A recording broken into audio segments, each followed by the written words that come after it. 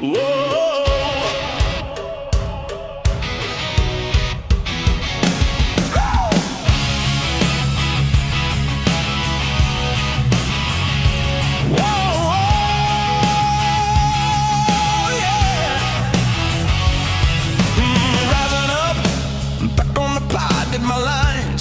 Check the spreads when the distance. Now we're dropping these locks, just the boys in the wheel to cash big.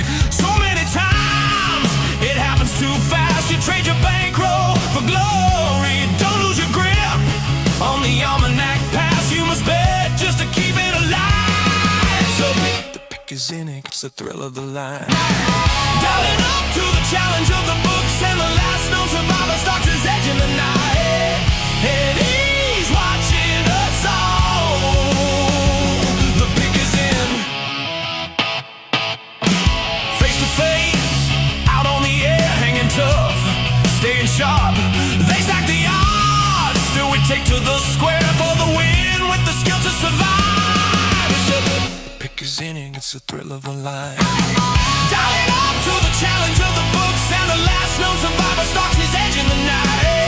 And he's watching us all. The pick is in. The pick is in.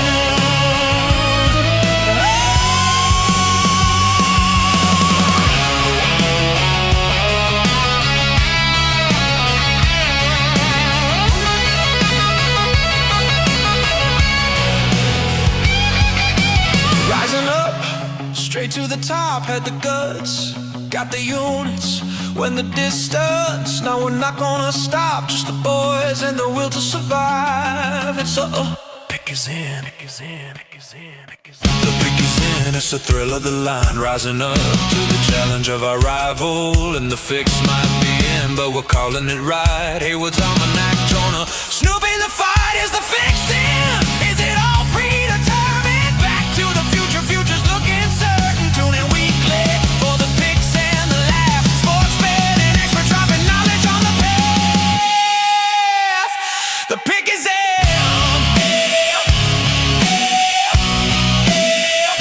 The pick is in.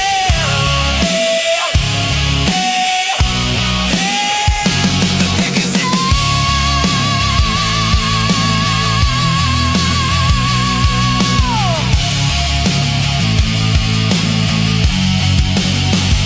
The pick is in. Pick is in. Pick is in. Pick is in.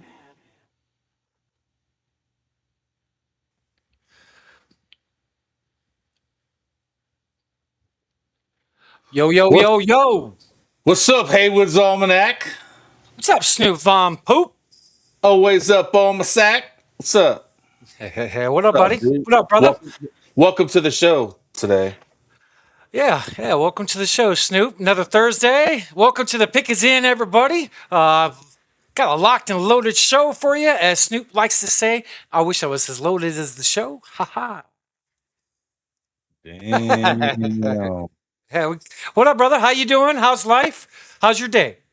It was. I mean, I can't complain. Fantastic. You know. It's Fair to another one in the middling? book. I'm just. You know what it is? I'm sure happy it's Thursday. Happy to be here with you.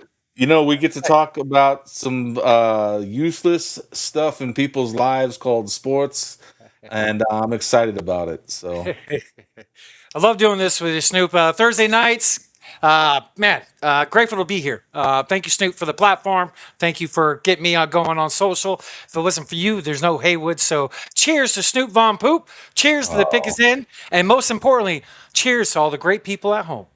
cheers. That's too sweet of you. That you don't have to say that fucking nonsense. Oh, I shouldn't say the F word this early in the episode. My bad.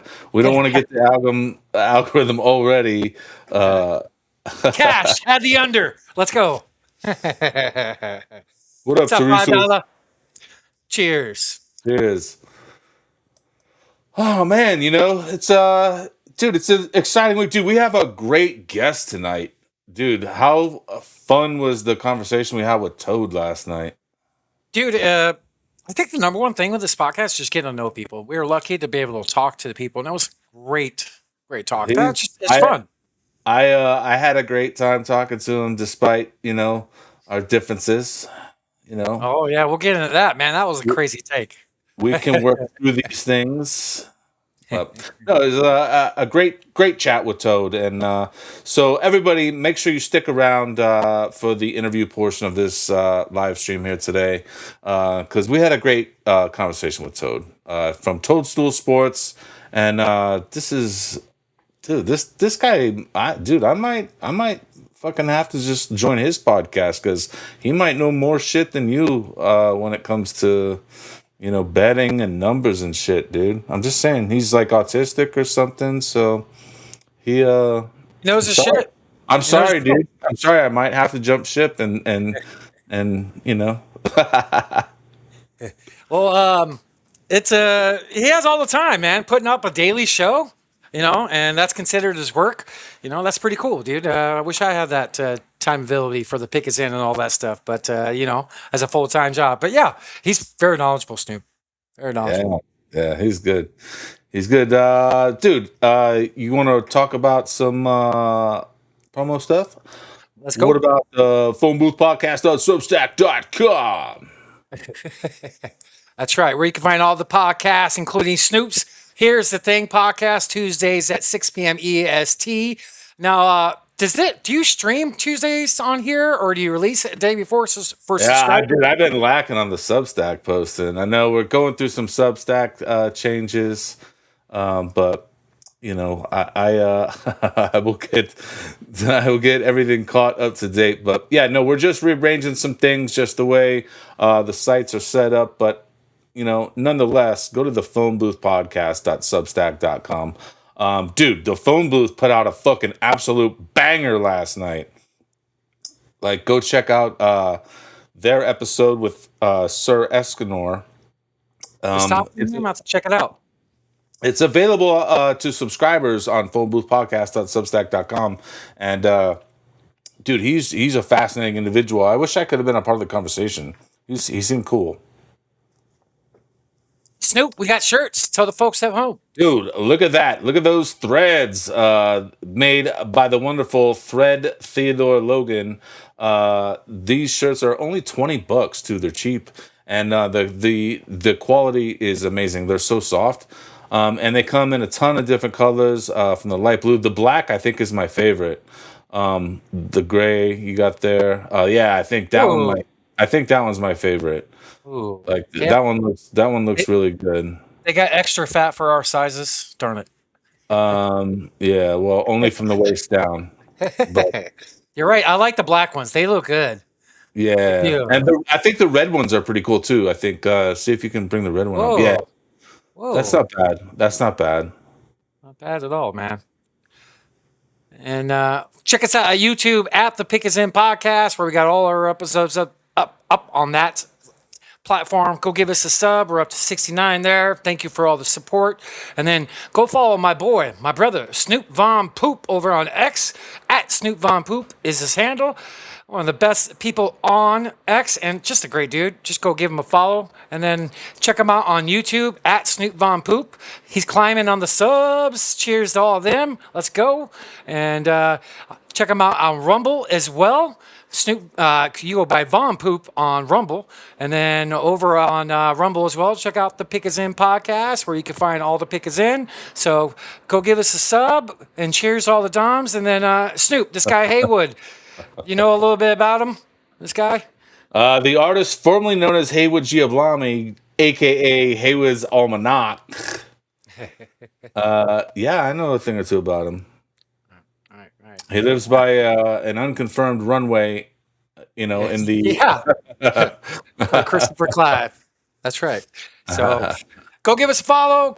Go support us. We support whatever we can for you guys, and we love the support. So let's go back full screen. And Snoop, you got your beverage with you, brother? I got an energy drink. I'm just sipping on an energy drink. It's terrible. It's probably worse than alcohol, probably. But cheers to the Doms and subs. Cheers. Well, Snoop, NBA Finals just got done. We have a new NBA champion. Boy, man. The Knicks took it down, baby. What, 4-1? You called it a couple months ago, aka a couple years ago in advance. So you do got the almanac when it comes to basketball, brother. But congratulations to the New York Knicks. Congrats to Mikal Bridges, Shamit, X-Suns. I got a couple of posts I want to pull up for the people at home. I'm not gonna lie, man. They had a legendary run, Snoop. When they only have a couple losses in the playoffs, and just a really damn good team. Been together for a couple years. Veteran Leighton, Brunson is the glue in the fourth. That team was they gelled, and kind of like what Mark Jackson did with the Warriors pre-Kerr. Thibodeau. Pre their new coach. So I mean, I wonder if he gets a ring. I wonder. Did they only lose 2 games in the whole playoffs? What was their record? 1, 2, I yeah, know 2 they were games. 12. They were 12-0 going into the finals and only lost the. No, then that's one. Excuse me, they lost 1 game. My bad. That's incredible. What was it, like a month and a half? They only lost 1 game. That's freaking nuts. But It's yeah, they had a legendary run, and I got some stuff too I want to bring up about it. Let's talk about this. What do you got here? yeah. Just showing a picture of them having the Larry O'Brien, the prized possession. Man, that's one of the best looking trophies in sports. It's the Lawrence O'Brien. Lawrence O'Brien, right. But that trophy is beautiful. Congratulations to the city of New York, all the New York fans out there. First time in 53 years that they won the title. Just congrats to that team, man. Jalen Brunson was named 2026 NBA Finals MVP. He averaged 32.6 points per game, a little over 4 rebounds, 4 assists, leading to the first championship again in 53 years. And I wish the game could have gone longer, or the series could have gone longer, but hey, they're just a better team. And check this stat out, brother. Check this out with Jalen Brunson. So MJ and Brunson, this is the list, okay? So Brunson and Jordan, for the most points on the road in an NBA Finals clinching game history, Jalen had 45, and Mike was the other. So pretty historic feat by Jalen on their run. And then shout out, like I said a minute ago, shout out to Mikal Bridges, one of my favorite players in the league. Man, I miss him. Good for him. Congratulations to him. And did you happen to see what he said in the post-game, Snoop? I didn't see what he said in the post game, but I did hear about his little. I heard he went on like a streaming rant or something on Instagram, maybe. I don't know. I don't really follow it, but I heard that he had like just a celebration type moment. But more power to him. I'm happy for him, man. He's like.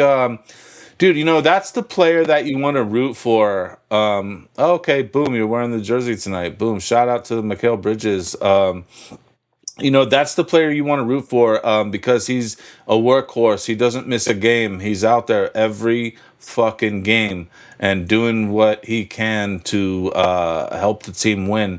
I was very disappointed when we traded him for what I think is not even maybe a top 10 player in NBA history. If we're being honest, we don't need to name him, but Where's know the who Jim you are. Rum button? Where's the Jim Rum button? Is that the allegedly one? Hold on, say that sentence. Say that sentence again. Say that sentence again. Traded for what? I do. So we traded, the what I consider the workhorse of the NBA for arguably not a top 10 player in NBA history. Allegedly. But you know what? I'm happy for Bridges, dude. He deserves the championship because he hasn't missed a game in how many years? 6? Yeah, fucking Iron Man, dude. He plays hurt all the freaking time. He is somebody to look up to when you're young, dude. Like, this is the type of example. Not freaking He's 6'7". Of course, you're gonna look up to him. Well, obviously, Snoop, but just playing, just never missing a game. All these players that miss games and player management and soft tissue issues and people not playing a minimum amount of games. This guy is the Iron Man, dude. The Warden. Congrats to him. Yeah. And I was a little story the KD trade, I remember it pretty vividly. Well, it was like 11:31 at night. I remember reading like the first update. I just said Suns traded for Kevin Durant for Cam Johnson picks, and that's all it said. So I like got really excited, and then a minute later, another tweet comes out, and it includes Bridges. And I'm not gonna lie, I teared a little bit. Teared a little bit. Fucking, that was hard. That was a lot that we gave up. A fucking lot. Yeah, because the KD years. What do you think in the future? Like, how will the KD years be looked back upon? Like, do you think that there'll be some happiness? Like, I mean, I've never been high on Kevin Durant, and I've never wanted him on any team. Being a Suns and Miami Heat fan, I didn't want him on either team. But Mikal Bridges, I've wanted on every team. Like, Yeah. Yeah. And let's see. What's a word I could find? Underwhelming is a great probably word for KD. Underwhelming. well, you have to have relationships in the clubhouse. It's like when you work with people, you want to get along with them, so you have better chemistry when it comes to the product you put out. Yeah. Yeah. I did see the Instagram videos you're talking about. He was a little tipsy singing to his dog. Who doesn't sing to our dog? Come on. Who doesn't? I mean, come on now, right? Right. But no, in the post conference, so he was traded for like 4 or 5 draft picks. I got a little video I want to show that he talks about, and he says, "Fuck those picks." It's pretty fucking funny. Am I good, Snoop? Yeah, go ahead. Is that the? Go ahead. I don't think you're on the right page. Maybe. Oh. Okay. My bad. Here we go. My bad. Thank you, Snoop. All right. Good. Yep. I mean, how's it Them feel picks. for you? You talking about them picks? Yes, sir. That talk. Look what we got. Talk that talk. 2-5. Hey, listen about them picks. We're not leaving. Yeah, Man, we got him out of Brooklyn. Look at him now. Look at him now. He's a champion. Look at him now. Everybody doubting you and what? What? Nah, I ain't take no bottle for me, boy. Hey, them picks. Those picks. I think it was. I love it. I love it too, dude. I think it was like 4 or 5 first round picks they traded for him. But like, I love it fucking too. Why not, right? Yeah, dude, check this out. I got a Jalen Brunson talking too. Check this out. He said this at the parade. I think this is maybe just this morning, maybe. Okay. There's a lot of people who have a lot of opinions, but when you prove them wrong, you really don't have to say shit to them.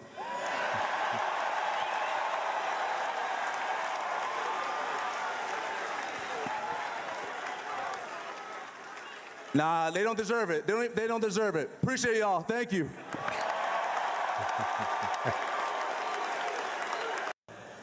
There's a lot of people. Dude, so it's such an amazing time for New York and New York sports right now. I'm super excited for them and the Knicks. Dude, but these people are wilding out there in New York. I want to play this other video real quick here. Like, this is the celebration on the streets here. Look at this. Look at this.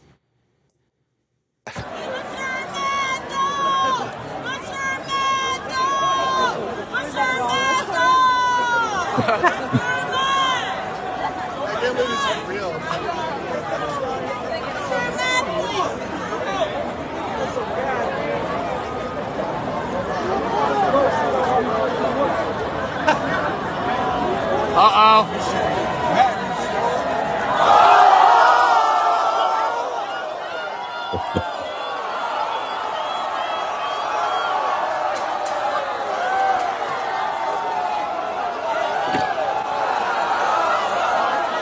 Wow.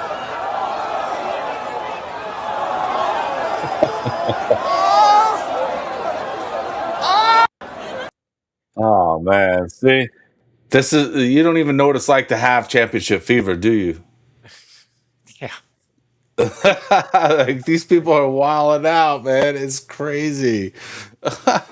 But hey, good for them. They're having having a good time, I guess. But part of me feels like act like you've been there before.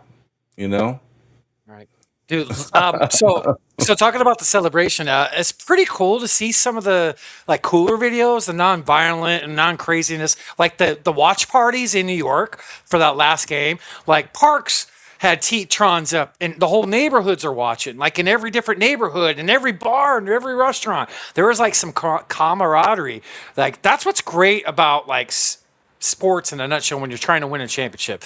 The city does come together, and luckily, the game-winning clinching game was not in New York. I Right? think you might be right when it comes to that aspect. Like, I mean, that town might have just, erupt. All right. You Right. know, yeah. So Um, I got a question for you, Snoop. I got something I got pulled up here. I want to share here. I got a question for you. Is Jalen Brunson the greatest Nick ever? Now, is he? What would you rank him as all-time great Nick players? That's a great picture of Patrick. What do you think, Snoop? that's That's it's crazy.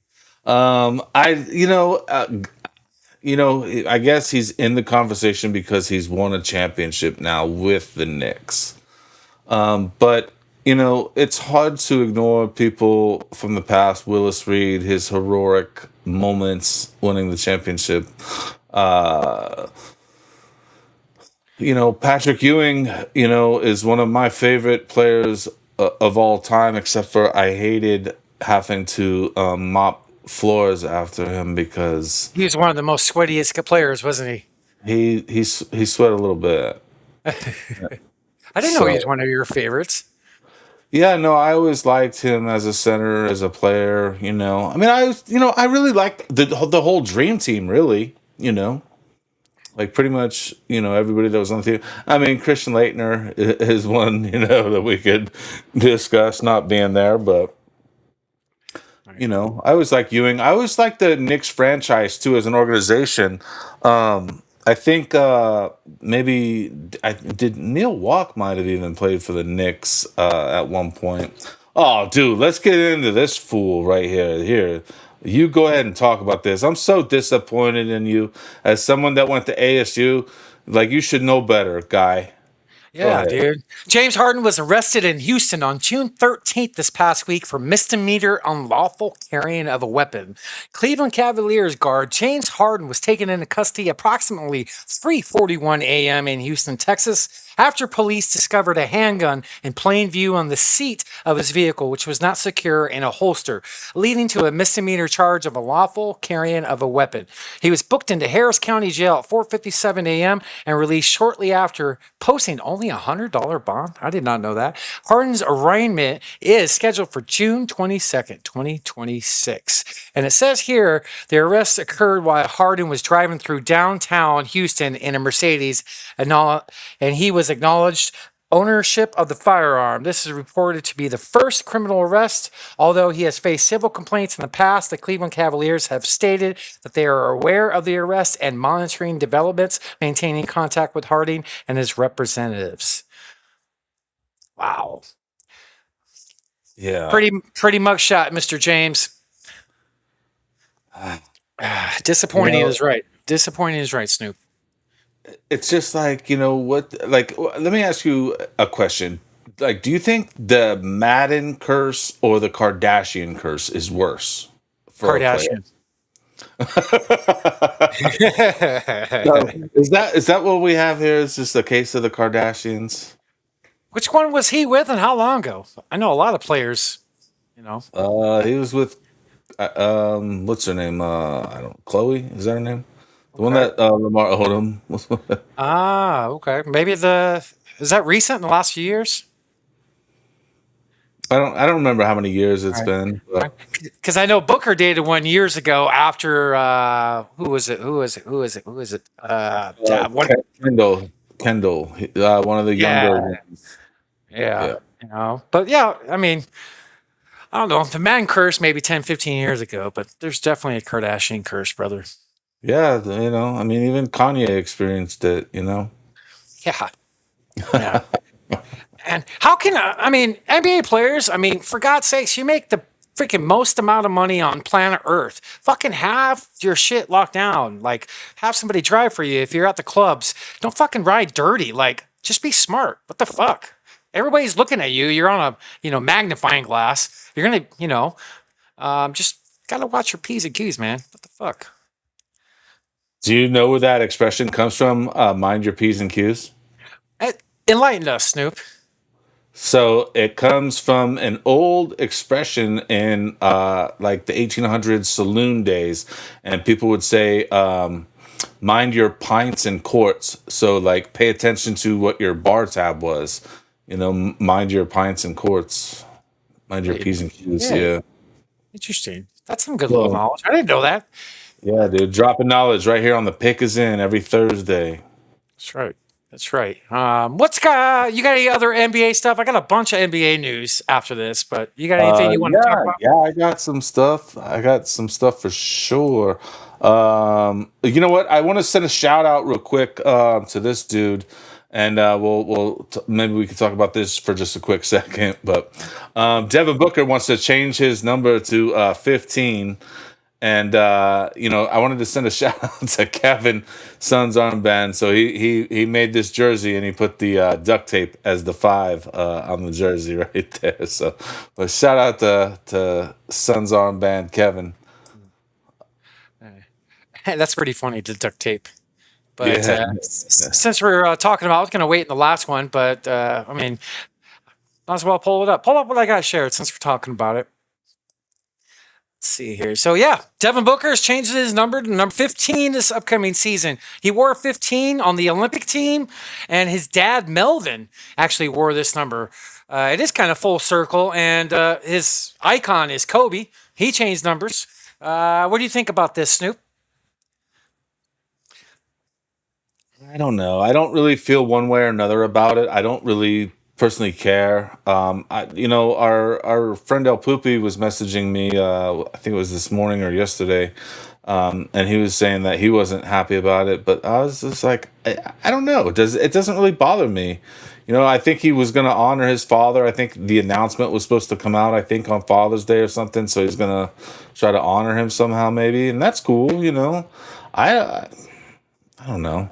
He actually He did drop a little nugget a couple years ago talking about his dad in an interview, just joking around. Maybe I might have to change to 15 one day. He said that, I remember, a couple years ago in an interview, but just joking around. But go ahead, Sue. Well, I think, it's another way for them to sell a bunch more jerseys too, So there's like the whole business part of it. So it is. Now, I think I own 4 number 1 Booker jerseys, so I'm going to have to go out and get some more. And hey, clearance. They're going to all be on sale. So if you don't have a Booker jersey that you wanted from before, that's a plus. That's a plus. So that's kind of 15, huh? We'll talk about that in the segment more in our second half part after the recording. Let's see here. I got some NBA stuff, Stu. You want to go ahead? I got it shared up here. So, and news around the league. Washington Wizards center Alex Sarr, he's really good, underwent surgery to repair a fractured foot on Monday, sources tell ESPN. Sarr sustained the injury on a contact play during an off-season workout late last week. He's expected to be healthy for the start of the season. He's actually a really good player, Snoop. Up-and-coming young player in the league. And then in other news, Chicago Bulls are finalizing the hire of Portland Trailblazers interim coach Thiago Splitter as their franchise new coach. So it is now official. The Bulls got their guy. And then this is kind of big news, Snoop. Trae Young, who got traded to the Washington Wizards, plans to decline his $48.97 million player option for the 26-27 season. He will become a free agent on Monday. Washington still remains the front runner. This is interesting. His name's been leaked here on and off for a couple years, but what's your thoughts on Trae Young, Snoop? I think if the price is right, I don't know if he's worth $49 million anymore. He's okay. At least over the last couple of seasons, I don't really feel like he's been at that level. when he's been on the court, he has just health the last couple of years. Let me rephrase the question. Not money. Is he a good fit here? Well, I think the Suns just need a point guard, like a real point guard. I think that benefits them in so many different ways. I think they could, roll with Green and Booker probably, and figure the rest out accordingly. But but they need a true point guard to really to guide them. You know what I Great, mean? great point. Because if we do get a legit badass point guard, Booker will be better. The other players on the team will be better. Booker wouldn't be Right. forced to play point guard all the time. He's better off the ball. Give him the ball in certain situations as ISOs and handling the rock, but he should be handling the rock all game. You make a great point. A good point guard will elevate this team and Booker. Booker's best year was with a great point guard, Yeah, I know So, there's a lot of speculation about players like De'Aaron Fox too, and I'm not crazy about him. I don't want to see him come to the Valley. what happened to I'm him not in the affected. finals? He wants his contract. I think is more than Trey Young's there.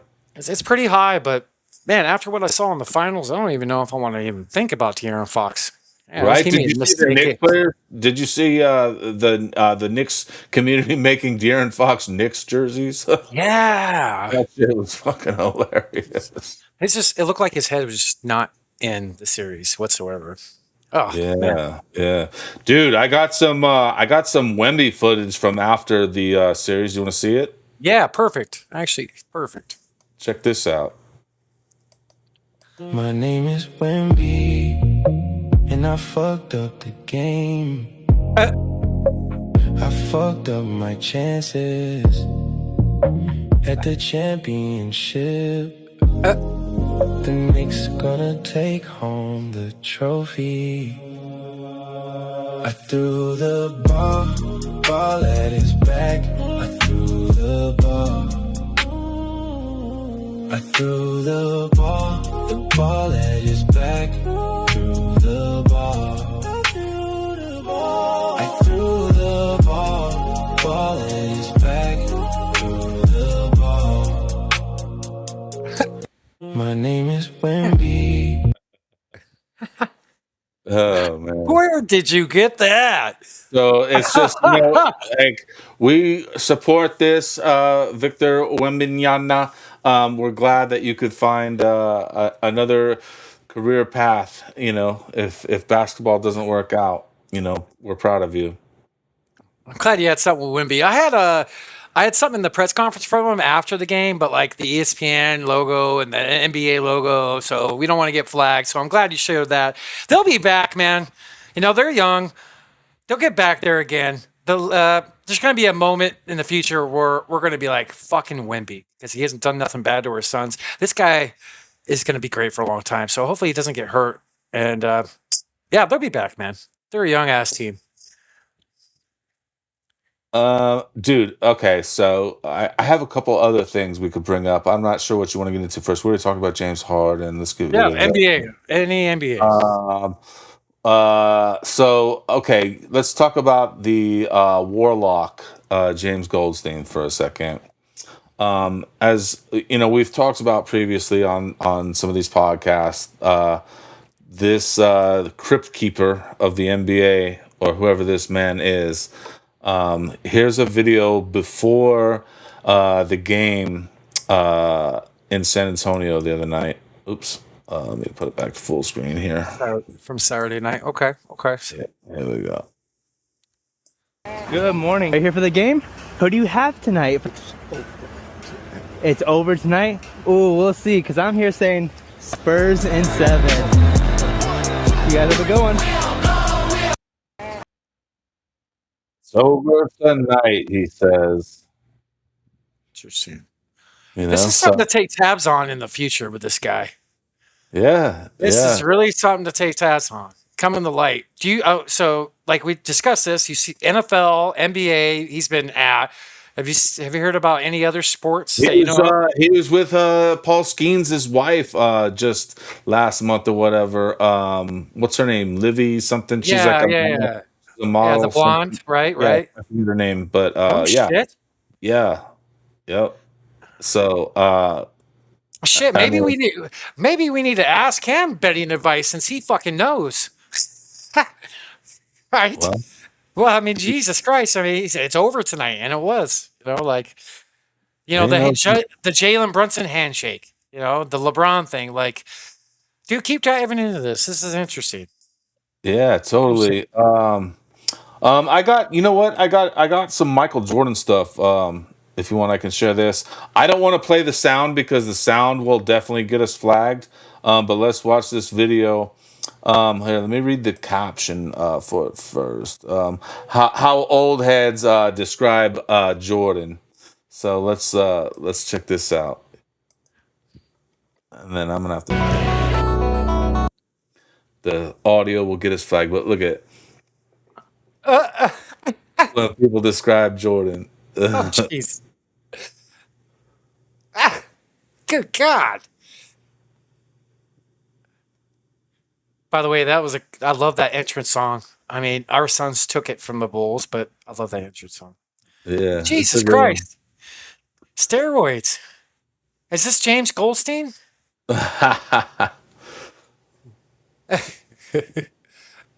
It's pretty wild. It's pretty wild. It's like a flip way shoots a three. My gosh. That's fun though, but I mean, like, that's how he was. I mean, when people describe him, like, he was that crazy of a player. Like, people had never seen, his athletic ability and his showmanship and the way he, Great word to use, showmanship. And, like newer terms, there's this thing called aura the kids have been using the last couple of years. He was the definition of it back in the day. Like, there was just something when he walked into the fucking room. Like, I had the privilege to see him 3 times live, and it was just different. Like, even the best player on the other team will, like, know when he's there. Like, like, pay attention. Like, he was just on a different freaking level. Yeah. Showmanship. right, Great word. Great right. word. So I got some footage of Kendrick Nunn, former Miami Heat, Los Angeles Laker. Kendrick Nunn, he had a little scuffle after the game. And I think this is in China. I think it's was it? Let me see. What was it? China. It just says overseas. I'm not sure exactly where overseas, but look at.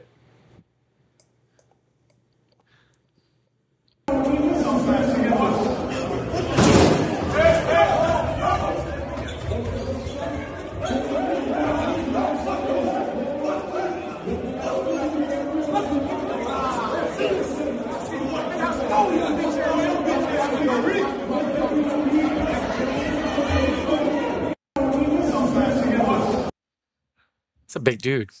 Yeah, yeah. It's a big dude. But damn, I always thought, Kendrick Nunn had a good run when he was with the Miami Heat. I liked him, at the time. What was his last name again, Snoop? Nunn, Nunn, I believe. Okay. Okay. Well, shoot, I got a couple more NBA things, and then I got some NFL stuff. So next Tuesday, everybody, NBA draft, 8 p.m. Eastern.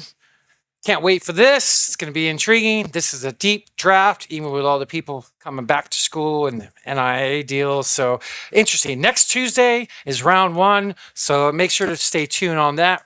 We will be discussing definitely parts of the draft Thursday on next week's show as well. And then in other NBA news, let me see if I can get it here. Walker Kessler has reportedly rejected a 5-year, $140 million offer from the Utah Jazz. And his camp is seeking significantly more. This guy's been injured a lot lately, but this guy can lead the league in blocks. He's a double-double machine.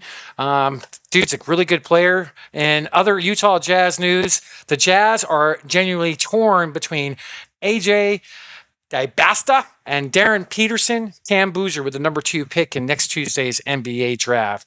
Utah won't hesitate to take Peterson despite canceling his workout with the Jazz if it determines he's the best player available. So we got the draft next week, Snoop. Ooh. Yep. Gonna be interesting. Yeah, I mean, you're excited about it. it doesn't really excite me a whole lot. Like, I don't. I feel like the Suns need to address their issues not in the draft. They need a veteran point guard, and they need some help. At the 4-5, they need something else there. They do. They do. There's some really good talent in there. So hopefully we get another solid young piece going forward. A young point guard or a big would be nice, but best player available. We'll see what our team does next week. So we moved up last year, and we took a player we liked with with Fleming. So we'll see what we do. Yeah, no, but, like the recent history has been great with draft picks. They've made some good picks. We've got some great young talent. And that's kind of why I feel like we maybe need to go to more of a veteran approach. Towards the next season. I agree with you on there. Better. That would be awesome here. Man, that would be great if we can get like just a good vet point guard. That would go a long way with our growth. I mean, I believe in Colin. We'll get into that. They're extending him an offer. I like him, but I think we need more help besides him.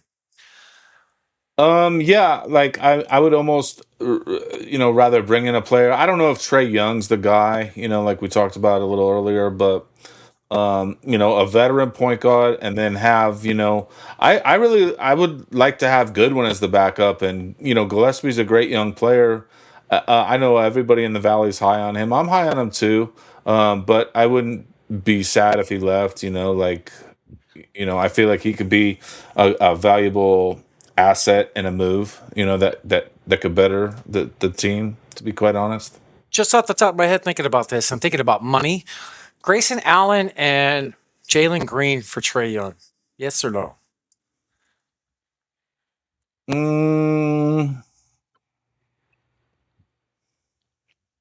Yeah, maybe. I mean, we touched on earlier. Like, I don't know what Trae Young has left, where he's at. His production's been down recently. I think a lot has to do with where he's been playing. Atlanta, he didn't like it there. It's been bumping heads for a while. When he's on the court, he is great still. He still has something in the tank. He's just been hurt a lot the last year and a half, 2 years. So I see your point on that, Snoop. Well, also, I feel like he's more of a score first type point guard.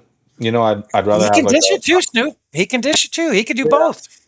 He led the league in assists a couple years, So, I mean, I think it would be a good fit. More I'm thinking about it now. I mean, Allen, I love. I'm just afraid of his injuries with his hip and his knee. Paying a guy 20-something million. I'd rather keep a Royce to make sense if that does. But it does, because he's a better defensive player. I feel like Royce is, and they're very strong at that position. They are. So that's all I got for NBA besides Sun stuff that we'll dive more into after the recording. You got anything, Snoop? I got football stuff too to dive into.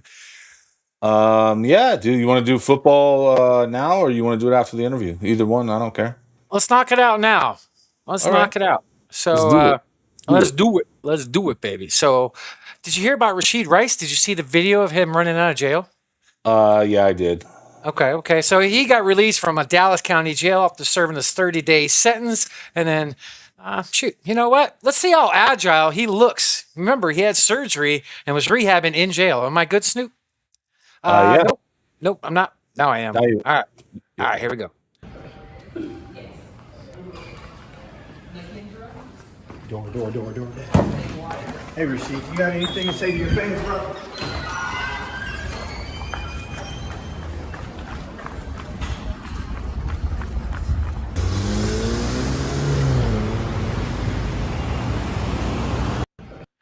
Hey, for somebody just fresh off surgery, looks pretty agile to me. We need like a police siren. Well, there's nothing more motivating than getting out of jail. I will say that. You want to get out of there quickly. Great So, fucking. I mean, And also, just because someone's fresh off of surgery doesn't mean they can't move like that, but it doesn't mean that it's good for them to do fast stuff like that. It's a healing process. Even like my roommate is going through knee surgery right now. And, it's like even though she's able to be 100% mobile after 1 or 2 days, it doesn't mean that it's good for her knee to recover. Totally, totally. Shout out to all the people at home. Thank you for all the reposts, likes. Jump in here with the comments if you're listening. Anything you want to ask Snoop and Heywood. We love you guys. Well, almost anything. Almost. Yeah. We should do like a James Goldstein report, like whenever. I wonder, like it's very interesting and fascinating. Like I'm open to like conspiracies and stuff like that, and you've got me more open to them. But this is pretty fascinating. Every You time, fucking saw a UFO. What do you mean? Open your mind to conspiracies. well, that's not a conspiracy. I saw it with my 2 eyes. There's no conspiracy there. For y'all that don't know, the Phoenix Lights, I saw them when I was a kid. It flew right over me. I didn't conspire to anything. I saw 'em, That's what I'm saying. Like, so it's right up your alley, baby. Very interesting. Does he have social media or anything? I'm really fascinated by him because I there's don't always know. Like, what? Do you want to see if he is on Grinder or something? Like, oh what? Jesus Christ! Very cool. Maybe I'll Oh talk man. crazy. Get him on the Dude, pick his head. I want to bring up something, and this is Pat Tillman's brother was just recently arrested. Let's check Really? this out. I didn't even know he had a brother. Yeah, he got arrested. So, alert, NFL war hero Pat Tillman's brother pleaded guilty to firebombing a post office in California. No shit. Dick Tillman, aka Richard Tillman, pled guilty after purchasing fire logs and lighter fluid, then drove his car through the door at a post office in San Jose, and then spread the lighter fluid and set it ablaze before fleeing the scene. The fire completely destroyed the post office and is not reopened since the incident. Judge Edward Davila sentenced Tillman to 5 years in prison and 3-year period of supervised release, and ordered Tillman to pay more than $2 million in restitution to the United States Postal Service. In Tillman's since deleted YouTube page, he appeared to outline a plot to take down the government, and his family has said he suffers from severe mental illness. I got a video. Let's check this out real quick. And the brother of the late NFL star Pat Tillman was sentenced today for setting fire to San Jose post office. It happened last July at the Almaden Valley station.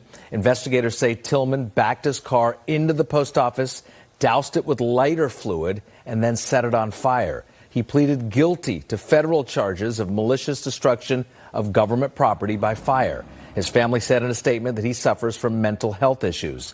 Today, he was sentenced to 5 years in prison and ordered to pay $2.3 million in restitution and damages. So, do you think he's maybe just upset about like the tragedy with his brother, and that the U.S. government had to lie about what's happened with him? Like, is he really crazy, or do you think he's just suffered a lot of PTSD from what? Could be. A, I don't know much about his brother. B, I need to look more into it. C, I think you're totally could be making a great point, because there's a lot of cover up and BS that went on with the death of Pat Tillman. How it went down, friendly fire. It was his own damn, partner in crime that shot him. Quote unquote accident. He was in the crosshairs. Man, I couldn't imagine what that family went to, especially after this guy gave up a huge NFL contract, dude. He turned down $21 million to join the military after 9/11. This guy is a fucking badass. Salute to you, brother. Rest in peace, Pat. And, dude, I don't know about his brother. I don't even know. Yeah, I don't know much about him either. I just got to imagine, that it must be tough, dealing with everything, and they always come after everyone around them. I got one more little. I want to show some Chicago Bears training camp highlights right here, and this is going to be the basis. I'm changing my fantasy football team name. Hear ye, hear ye! I'm making the announcement. I am going from Suck My Dicka to How I Commit Ted's Mother. Okay, so this is going to be my new team name, and let's watch this clip right here, and this is why. I'm gonna mute it just in case, because of the stupid music. But look at this. Got him throwing a football. He's a lefty. How I Commit Ted's Mother. Bam. That's a great fucking name, Snoop. That's a great fucking name.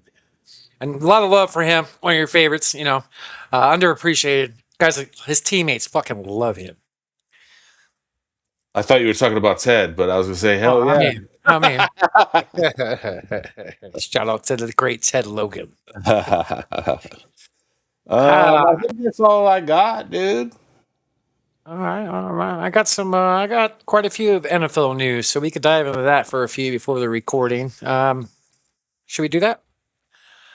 Let's see. Yeah, whatever you want, though. Okay. I'm here for you. So this is pretty big news. I got it shared up. If you want to pull it up on the screen, Snoop.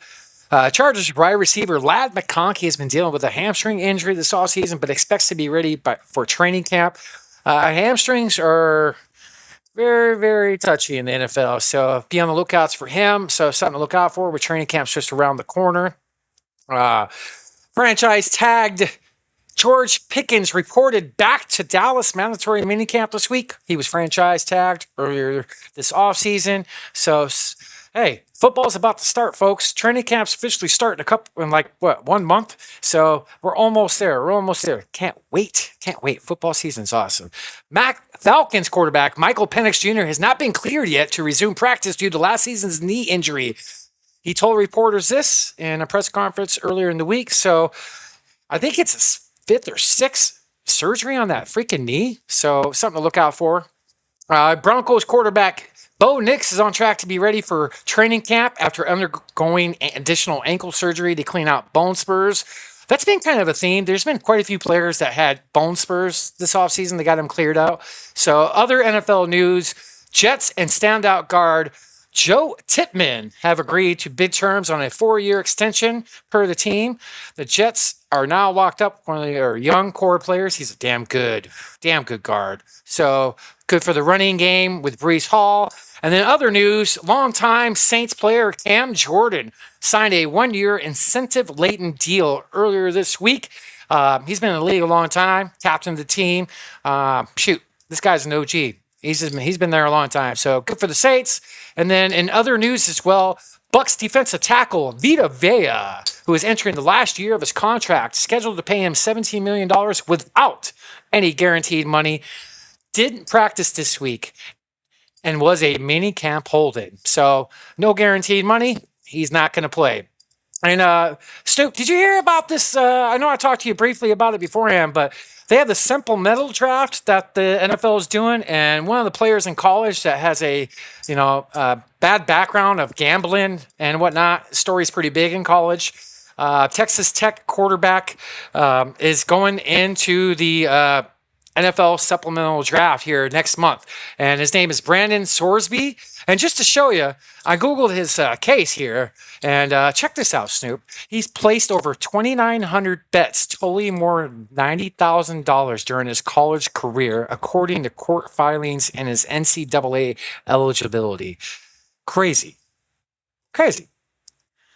That's and he's what now? He's entered the supplemental draft. What did you say? Yeah. So I didn't know too much about him because I'm not too big into college. I try to dive into this. So apparently he had some issues with Texas Tech. Texas Tech is suing the NCAA because the NCAA punished him a little bit. That was going to ruin his draft status. So he did not declare for the regular NFL draft. This guy was supposed to be a top 15, top 20 pick in the draft. Let's just show you how good he's going to be. So come to find out, he's not going to take any more chances going to college. He's going to try to go to the NFL. So you would have to give up a second-round draft pick to draft him in the supplemental draft. And the supplemental draft is pretty rare. It only happens every few years or so. Like, you barely ever hear about it. But, If this was 15, 20 years ago, I mean, this guy would not even have a chance to play. But now it is, NIL money, gambling, businesses, entertainment, locked up, Sure.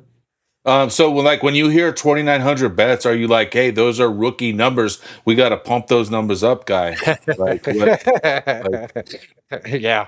Yeah.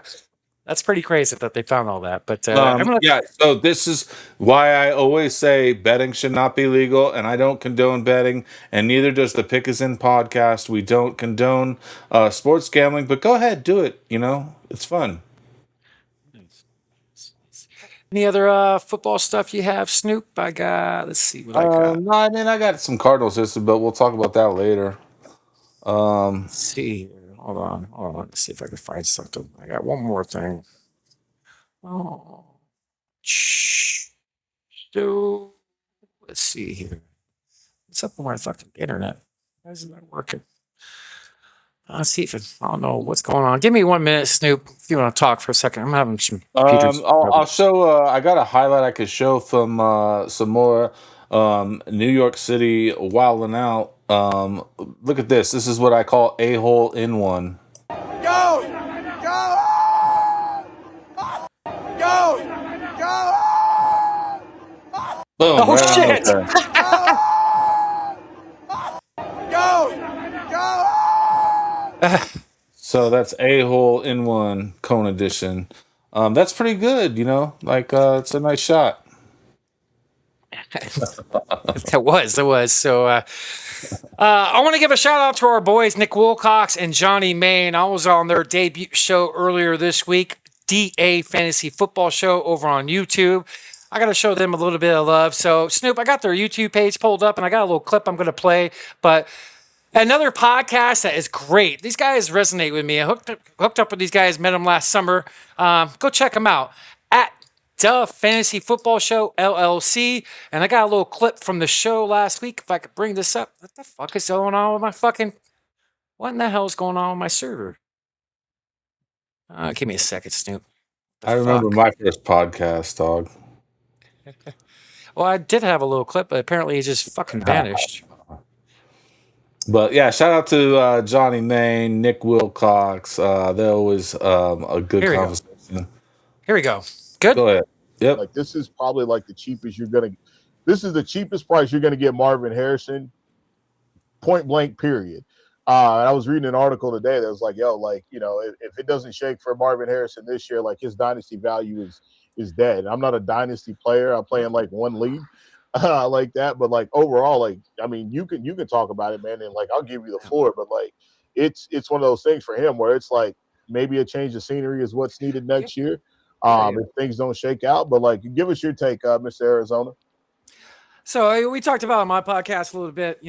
People know how I feel. I just think Michael Wilson's just a better player than Harrison. Call me crazy, but I've seen it with my own two eyes. I'll keep reiterating that until I'm proven wrong. This is the cheapest you're ever going to get Marvin Harrison. This is the cheapest you're ever probably going to get some other players, like a Jalen Hurts, so on and so forth. So you got to take advantage of where he's going. Maybe a new change of scenery would be great for him. I'm in a dynasty league this year, and I flipped him. I got 2 firsts and a second for Marvin Harrison. I had him at $18, $300 cap, 2 years left. So I got pretty damn good value for him, but coming from Arizona, I hope I'm wrong because, the pedigree's there, the name's there, where he's drafted was there. He's showing flashes. It just hasn't come together. And like I said on many shows before, the separation part is what really irks me. The guy just cannot separate at all. He's like, in the 40s for separation of receiver, which I've talked about, but and they're both similar type of players. They're both big receivers. Who would you rather throw the ball up to, Michael Wilson or Marvin Harrison? So shout out to my boys, Johnny Main and Nick Wilcox. Go check them out. Got a lot of love for those guys. The Fantasy Football Show, LLC. They'll be doing shows on Sunday morning and Monday as well. The only show that does waivers on Monday for the weekend events. So shout out to those fellas. He called you Mr. Arizona. Like, that should be the name of your biography. Well, shit, it's not Mr. Arizona Sports. Mr. Arizona? I like that, actually. Actually, Johnny gave me a fucking nickname. He's like, you play fucking fantasy baseball, too? He's like, hold on, Heywood, hold on. You're changing your name to... So we're wrestling fans. Mr. Perfect, Kurt Hennig, used to be able to do any sport. So he's all, your name is now Mr. Perfect. I'm like, He's Mr. not President. perfect, Johnny, man. He loses to me every year. So Regular season, Snoop's right. So boom, there you go, dude. See. Tell the people about our guest tonight. Yeah, so first and foremost, I want to show his YouTube page. I got it up on the screen here. I didn't know about this guy until Snoop, showed me. And I'll be honest, I'm 2 for 2 on watching the shows the last few days. Very, very just detailed, freaking not slow pace, good shows. He does shows every morning. He's big into baseball. He does a show every day. So whatever type of betting you want to cover for the day, he's got you covered. He goes game by game. So it was very awesome to talk to him, nerd out with him. So, and then, dude, I'm excited to show this recording for the people. So go give him a follow over on YouTube, everybody. Daily shows, like we said. Man, that's a grind, Snoop, doing it daily. Dude, hey, shout out to Stool Sports. He's the man. I had a great time talking to him. So glad to have met him and connected with him. He's an interesting fellow, and what he does is amazing. To be able to just do, I can't remember, but his shows are like I think an hour long or so every day or more. Yep.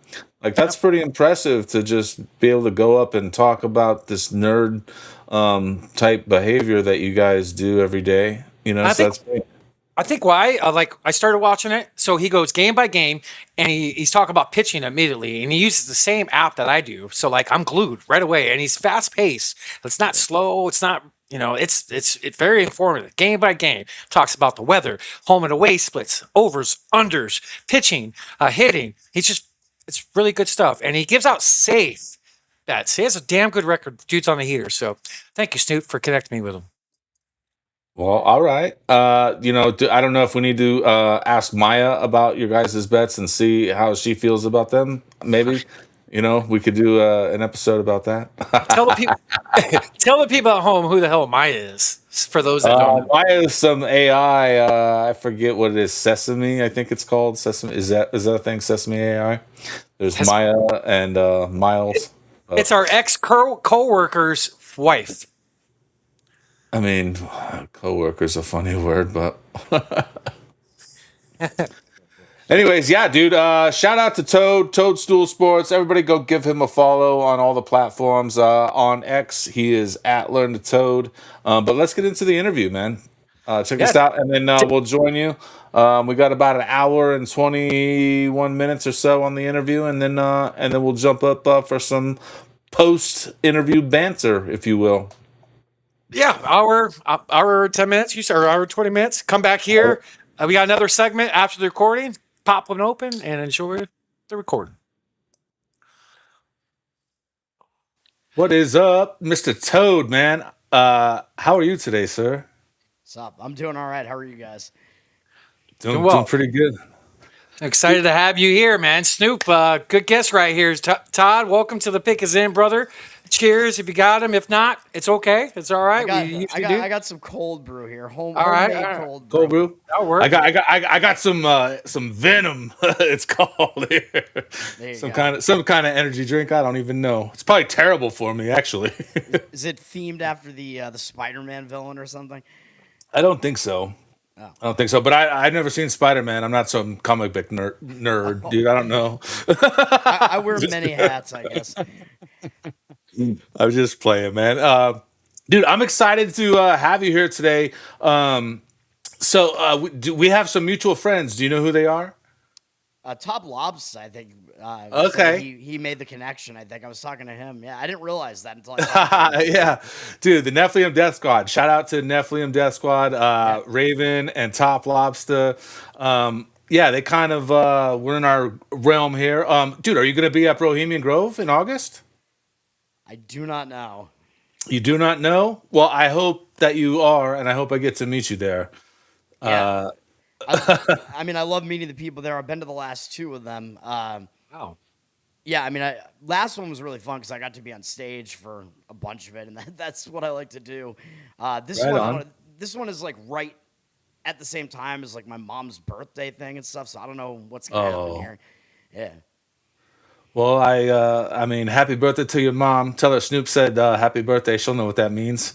And We're all getting old, man. She's gonna be 71, and yeah, she'll be like Snoop Dogg said happy birthday to me.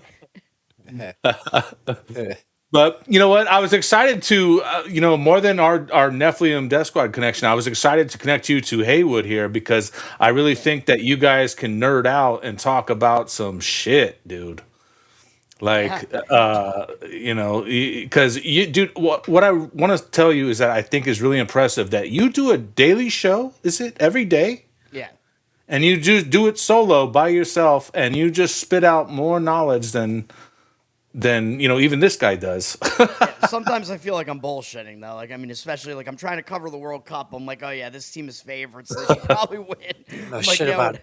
I actually like a World Cup play tomorrow too, so I might actually bet it, but I don't know yet.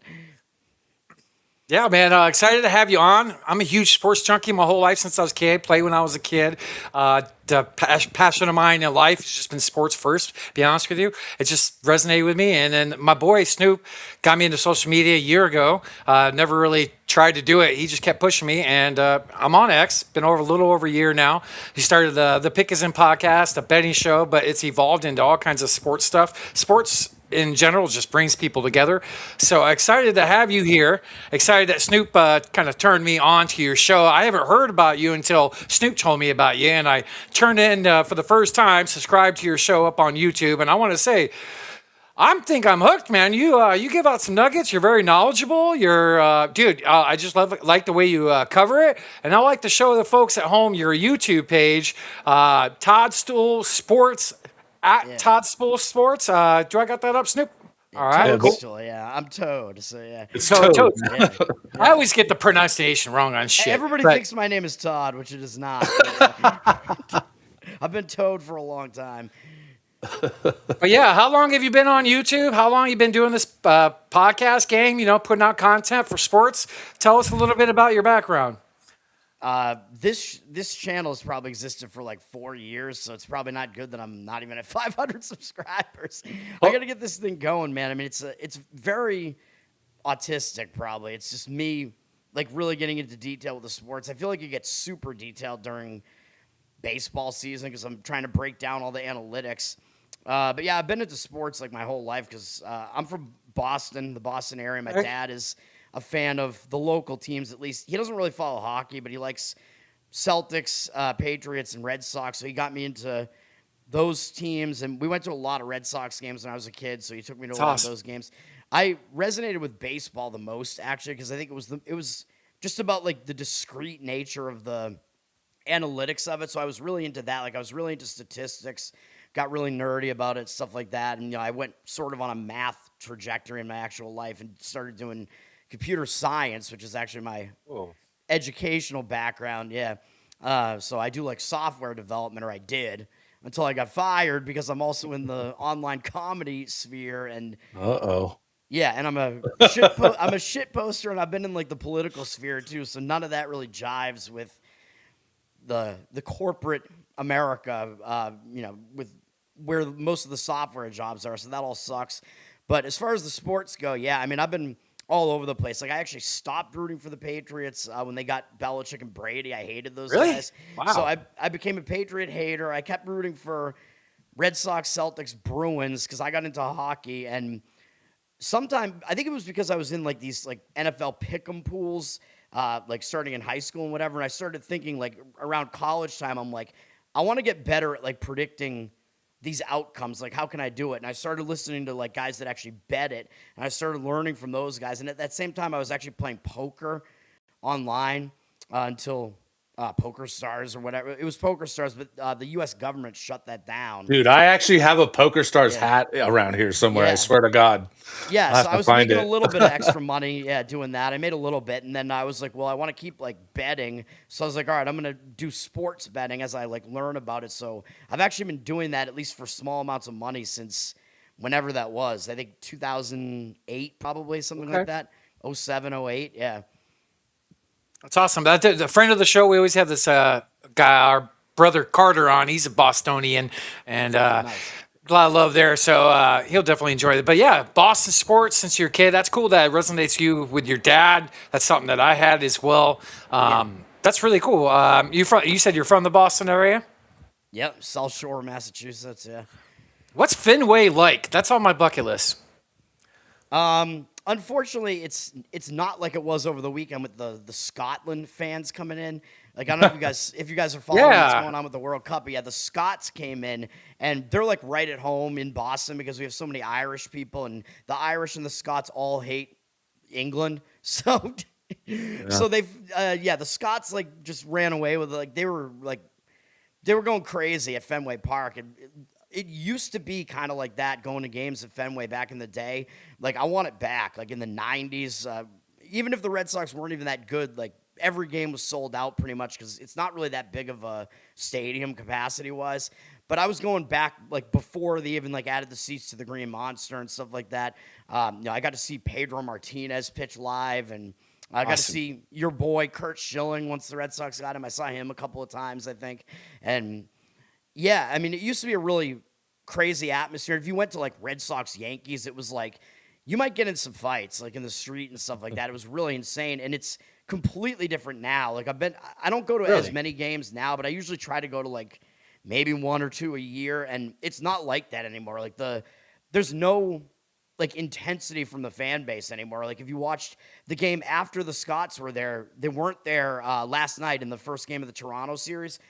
If you saw the videos from that game, it was like dead, just a dead atmosphere. And when the Yankees come into town now, it's like there's no rivalry anymore. The Red Sox gift shop is actually selling Yankees merchandise. Yankees gear. I heard about that. Heard about that. Completely insane. I'm like, they're the enemy. Like that's how I was brought up. That's blasphemy. Yeah. Like I had a Red Sox hat when I was pretty young, wearing it in New York City. I had it burned at Yankee Stadium, actually. Yeah, so it's like this is a rivalry. This is what the intensity of the rivalry should be, and it was that way through like the first time the Red Sox won the World Series. It was one of the best sporting events that I've seen, and then since then it's been like, yeah, it's just been a slow decline into whatever the hell this is, and now we have Red Sox official gift shop selling Yankees merchandise, whereas that used to never be the case. And in addition to that, you would have street vendors were selling like Yankees suck T-shirts. Have you ever seen that? And those same guys started selling like Posada's a little bitch, and A-Rod wears lipstick, and Jeter drinks wine. I think I have like every single one of those too. Yeah, man, that would drive me up a wall if my owner was putting shirts from the other team if they're not making fun of them up. Like at my team shop, if I saw that, like we have a bad owner in Michael Bidwell with the Cardinals here. Like he doesn't even put up other teams, clothing, apparel. But that's crazy. Is it just for the money? Are they sell them higher? They market them up? I mean, that's kind of crazy. Red Sox ownership is John Henry, which I think he was the owner when they've won all 4 of those recent World Series. But yeah, I think he mostly just cares about the money. I mean, he's just an old rich dude who he owns one of the English Premier League teams too. I want to say Liverpool, something like that. Yeah, I mean, I think it's just about the money. I plan on one day. I can't imagine Wrigley Field selling like Cardinals gear or something. Like, dude, what the fuck? That's wild. No, yeah, like I had not seen that before this year, and I'm like, what the hell are they doing? Like, Yankees are in town, you're gonna sell Yankees merchandise, and you're gonna welcome Yankees fans to Boston. Like, what the fuck are you doing? No. So you've been in a lot of Fenway games in your time. I got to go there. It's on the to-do list. I think I've been to 13 major league ballparks, just not there. Definitely on the to-do list. If money was not an issue, what's the best seat in the house? Is it behind home plate? Is it another vantage point? Is it on top of the Great Monster? What would you recommend for those maybe trying to get the full experience? Because I plan on going there, doing a tour and all that stuff. Yeah. Probably the best seats are probably somewhere like really close to where the Red Sox dugout is, I would say, like in those box seats, like right behind the home dugout or right near the dugout. Red Sox, Fenway is such weird dimensions. Like you have to worry about the sight lines. And at least if you're if you're in seats there, I think you can pretty much see everything. If you're up on the Green Monster, you actually won't be able to see the monster itself when something goes off there, but it is an experience. Like if you're up, I've been up there before, and it is still fun. It's still a good view up there, so I wouldn't recommend against that. But If money is an issue, then I would recommend against it. Like, I think the best seats for the money are somewhere down, like, close to the right field foul pole, or the non-alcohol section in grandstand 32. If you're down, you got to be in like one of the first like 5 rows of it though. But in that section, you're fairly close to the field. You're out kind of in left field, and it's a pretty good view of everything. So I like doing that too for a cheaper ticket. Have they ever remodeled Fenway? Or renovated it? They've made changes to it, but I think they probably did replace the seats at some point, but the seats are still really, really small. All the angles are still the same, and they've added on to it. Like, they've added, like, standing room only decks, like, up in the left field, up in the right field, and, like, I think the one in the left field is the Coke deck. Maybe it's not the Coke deck. Not cocaine, Coca-Cola. Maybe that's different. Let's be clear. Yeah, up in the right, there's, like, a big bar section up there now, up above right field, and it was the Budweiser Pavilion area. I think it might be Sam Adams now or something. So they added those onto it. They added the monster seats, of course, back in, I don't remember when that was. That was quite a while ago now. And at one point, they actually added luxury boxes up above, kind of where, like, above the roof boxes, kind of in the left field area. They did that for the All-Star game in '99, but then they removed those boxes at some point after that. I actually sat in them while they existed once, I think. Wow. Yeah, didn't like the experience that much because you're inside, so you're not like if it's baseball, you want to be outside. Like, you want to hear all the sounds and smell all the smells. You know what I mean? Like, you want to be in it. Like, it feels like you're just separated from it if you're in one of those boxes like that. Yeah. I could appreciate a good jersey. You got Paul Schemes today for your bet you made for the Pirates. Money line today? I can appreciate a good jersey. I'm wearing my throwback. I know you're a big baseball dude. And I actually have the baseball right here. Last year, this was Paul Schemes' second strikeout ball I got. He struck out Corbin Carroll, and I actually got the ball from the game. But yeah. So that was at Arizona then? Yeah, last year. Paul Skeens is one of my favorites. I love pitching. So who are some of your Boston Red Sox Mount Rushmore for you, Toad? Who's some of your favorites, brother? We always ask this about a guest with, us being all sports junkies. I guess I'll start off. My Diamondbacks, I would say Randy Johnson 1, Kurt Schilling 2, Paul Goldschmidt 3, and probably Ketel Marte is 4. That's probably my Mount Rushmore for Diamondbacks. Wow, even though Marte, does a lot of crybaby stuff about the he's coddled and whatever. He's coddled. He's very sensitive, coddled. But damn, when he performs, he's the best second baseman in baseball. So you're not gonna put Luis Gonzalez on there? Well, okay. You asked me 2 years ago, yes, but I just okay. So it probably changes every now and then, but yeah, he's up there for sure. Who are some of your Mount Rushmore Boston Red Sox? Pedro Martinez has to be up there. I mean, he's one of the best pitchers of all time. I got to see him live numerous times, and it was like, I've never seen that. I don't think before or after that, I don't think I've ever seen a pitcher where it's like you pretty much know they're going to win the game when he's starting every single time. God, he was electric. He's got to be one of them. David Ortiz has to be one of them for all the clutch hitting that he did.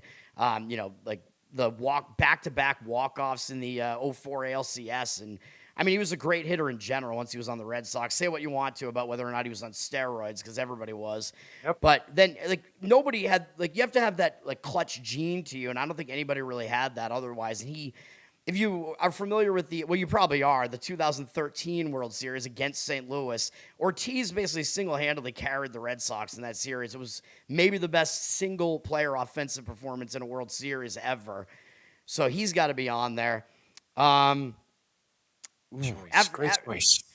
I think he had as many RBIs as the Cardinals had all series. Like you're right. You're totally right. Good choices so far. It gets tougher after that. I mean, because I think I might have to go to some players that played before I was alive. Is that allowed?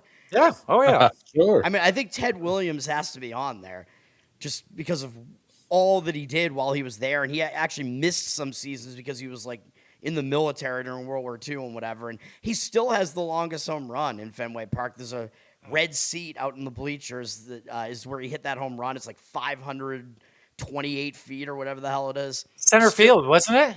It's out in right field in the right in the field bleachers out there. Yeah.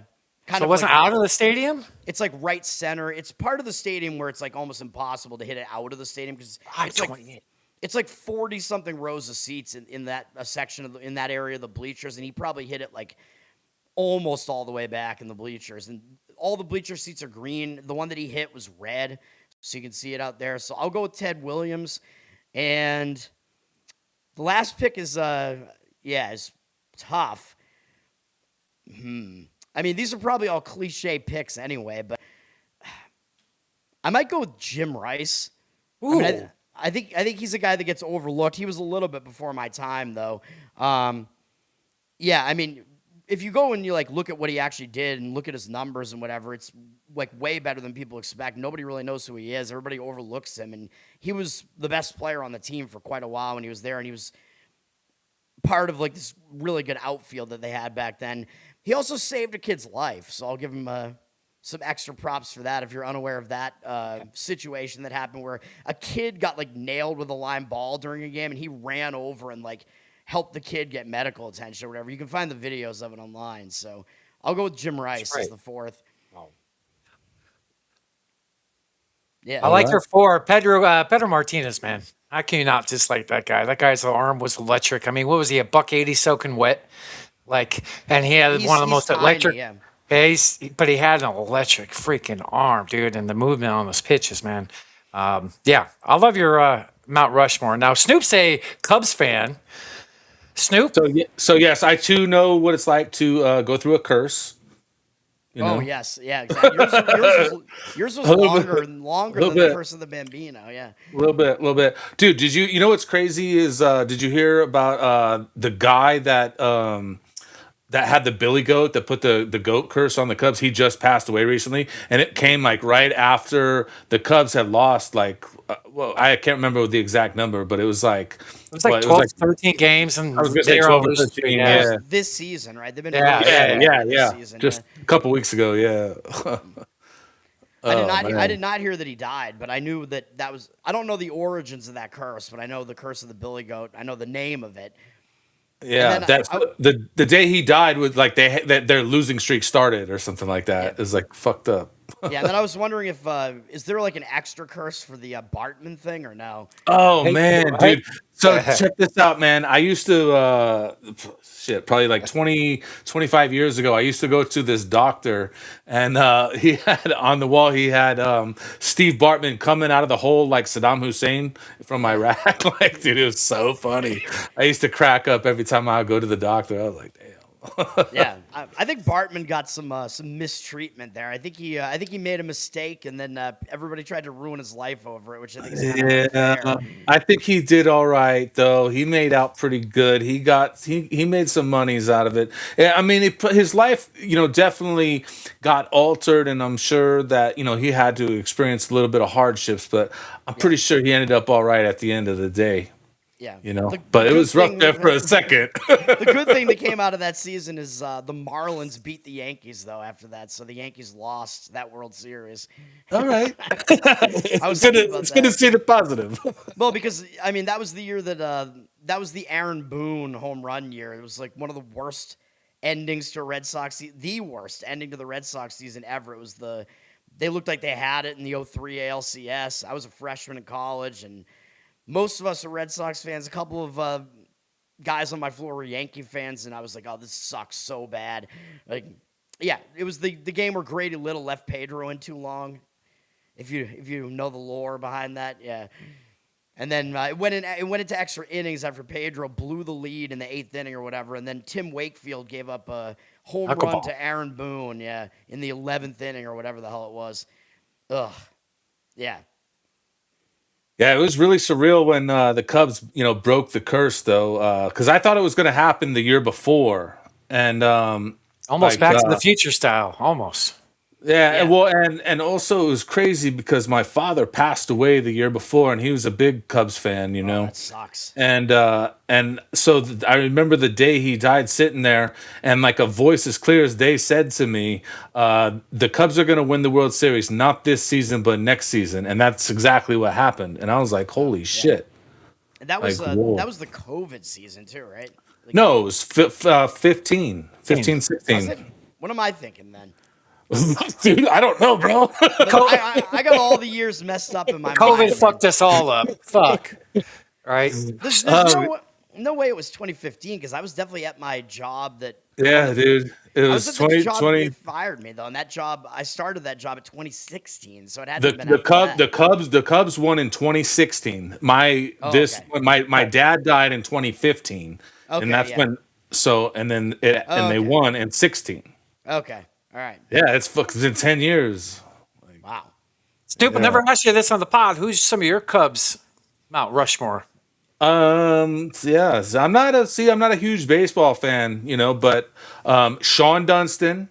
I remember as a kid, I was always watching the Cubs games, and Sean Dunston was always my favorite player growing up. So definitely Sean Dunston. I gotta go Chris Bryant, the Vegas dude. I grew up in Vegas. He was a Cub. He won the World Series with us. Shit, Sandberg. It's you got to hard. It's hard to argue. He might have been the best number 23 in Chicago at the time. I don't know. And then Greg Maddux. You know what? Yes. I can't leave the homie Greg Maddux out of it. I saw him pitch a shutout against the Pirates. Probably 89, maybe I think it was. That's awesome. So he's a legend. Yeah. Legend. You don't have to have electric He's stuff. also from Vegas. Also from Oh, Vegas. really? Greg. Really? Yeah. Okay.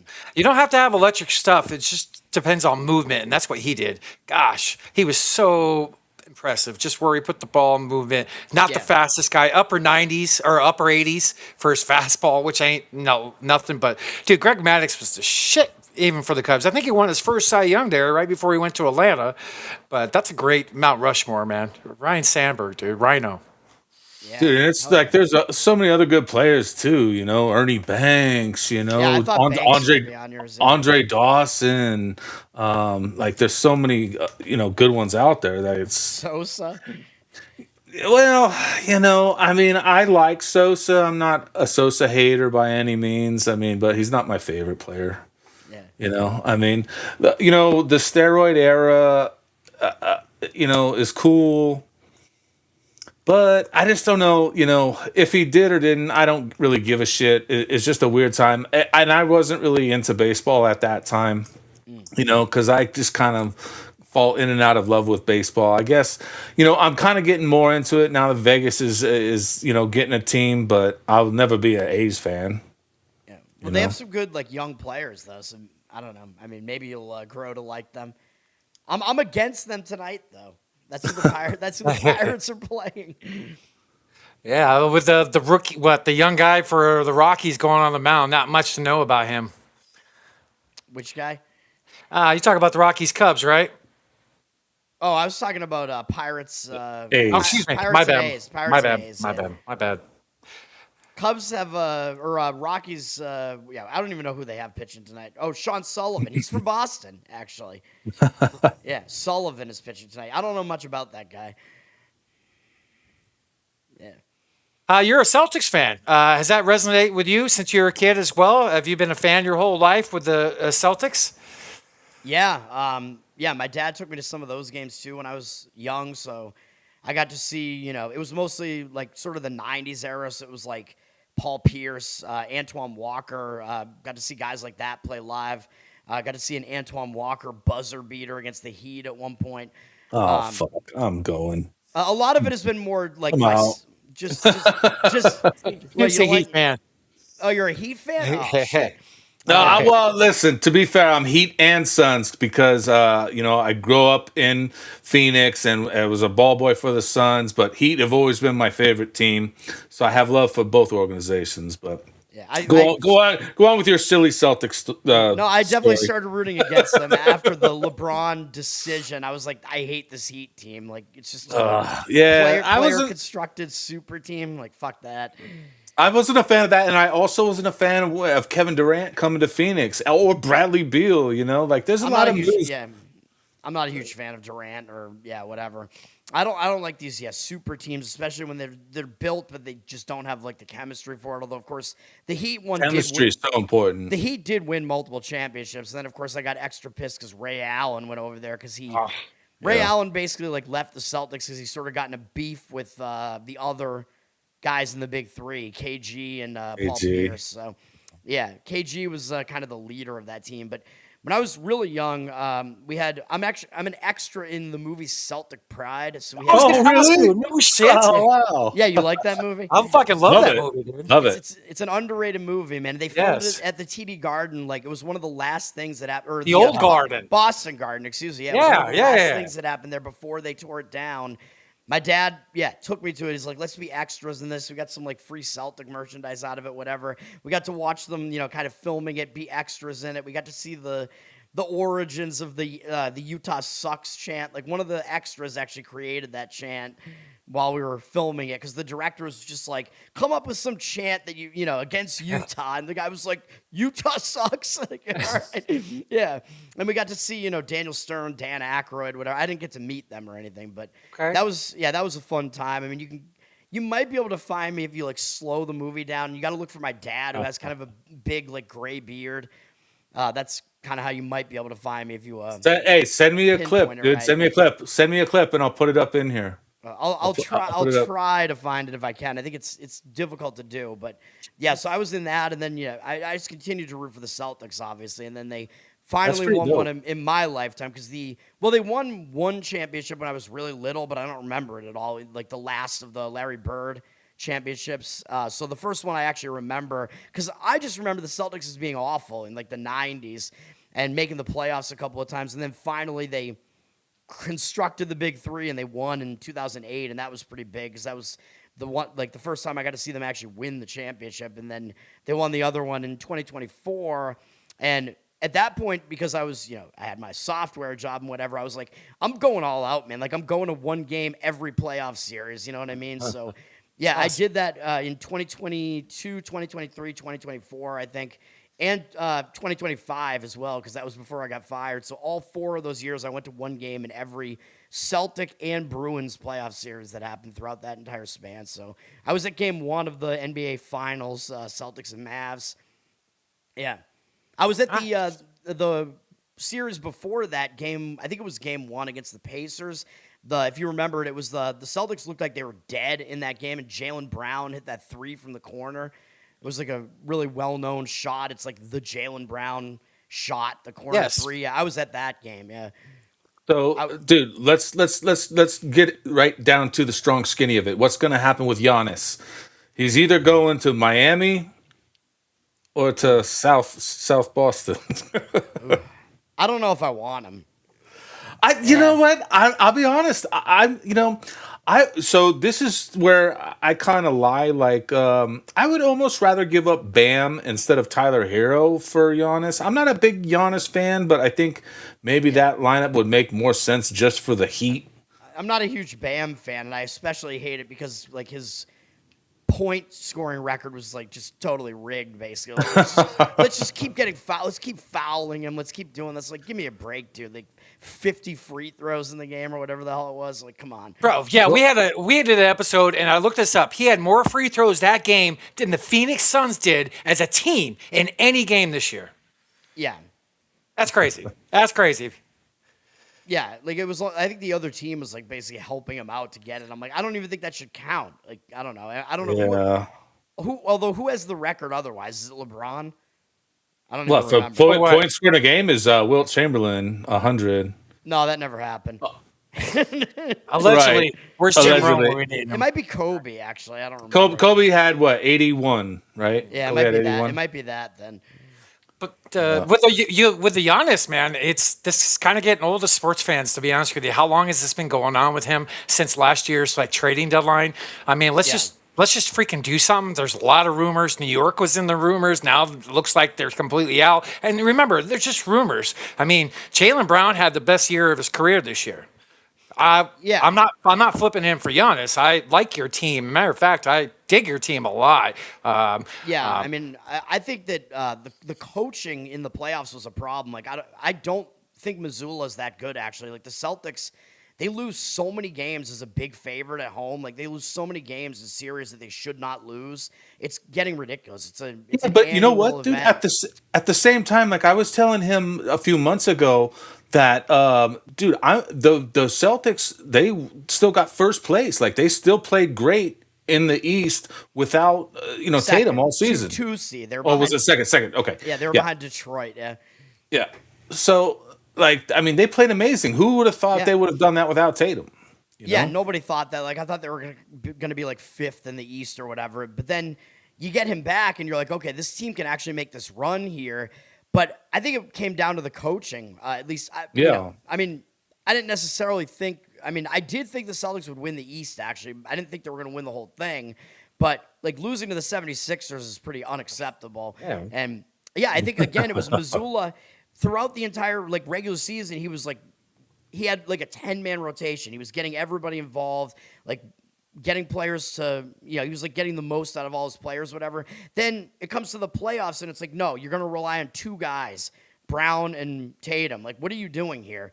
Like, you're going to rely on what you've been rolling with. And you have depth. You have a lot of really good role players, the young guys at the end of that bench. And maybe you can answer this. Maybe I'm just too blind to see it, but you guys made a trade for Vucevic, right? Yeah, and then he got hurt for a bit. Then he got hurt, right? He comes back. What happened to his minutes in the playoffs? Why is he not a starter? Is he a role player? Did I not see that? Like, I was shocked by that. No, the starting center, at least, was Keita. And I don't know. I mean, I think his lack of experience kind of showed up a little bit. Although he played well during the regular season. Vucevic, I think, was kind of like the second-string center, basically, on the team. I don't know. $1 million, man. They should have worked all these guys in more. They should have worked Hugo Gonzalez in more, the first-round draft pick that they got.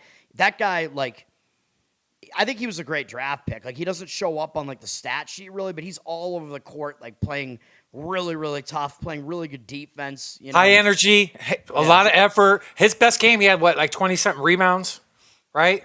I don't know. He had some big games. He had some big names. The Celtics had a game. bunch of guys on the bench, and they just played all the, Yeah, he had a couple of big games out there. He had one, I think, buzzer beater 3 in one of the games, too, against Charlotte, I want to say.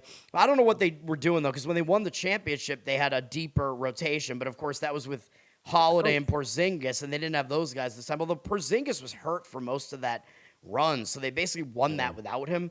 But Derek White wasn't doing anything on offense this time. And what happened to him? I was going to ask you. Yeah, he was like their number 3 like offensive option back in 2024. Now all of a sudden, I mean, that's still part of his game. Now all of a sudden, he's just not even taking shots anymore. He's like What's this. going on? It's like this. Like, some games he doesn't take shots, and some games he hits 6 threes. Like, the guy he needs to be more consistent this past year, and he wasn't. I mean, he was really good in 2024, and even in 2025. Like, he just had a good like overall game. He's really good on defense, and that's his primary thing, that he's really good on defense. So I think Missoula, I don't know. I guess maybe it was like telling him to take fewer shots or something. I don't know what the deal is there. It's like, no. Like, if he has open shots, he should be taking them. Like, that's what worked in 2024. White is a decent offensive player. He's the one that got that tip in that crazy game against the Heat. Sorry, I have to bring that up. Although Celtics lost that series, though, back in that's two. That's 2, Toad. That was 2023, but the Celtics lost that series. They almost came back from down 0-3. And I remember, because I was at game 1 of that series, I think, as well. But that was White was able to get that buzzer beater tip in to send it to game 7. And I'm thinking, holy shit, the Celtics are actually going to be the first team to come back from down 0-3. They're a favorite at home. Jason Tatum wrecks his leg almost immediately. And then, they're just, I don't know if they would have won that game anyway, but they were just dead after that.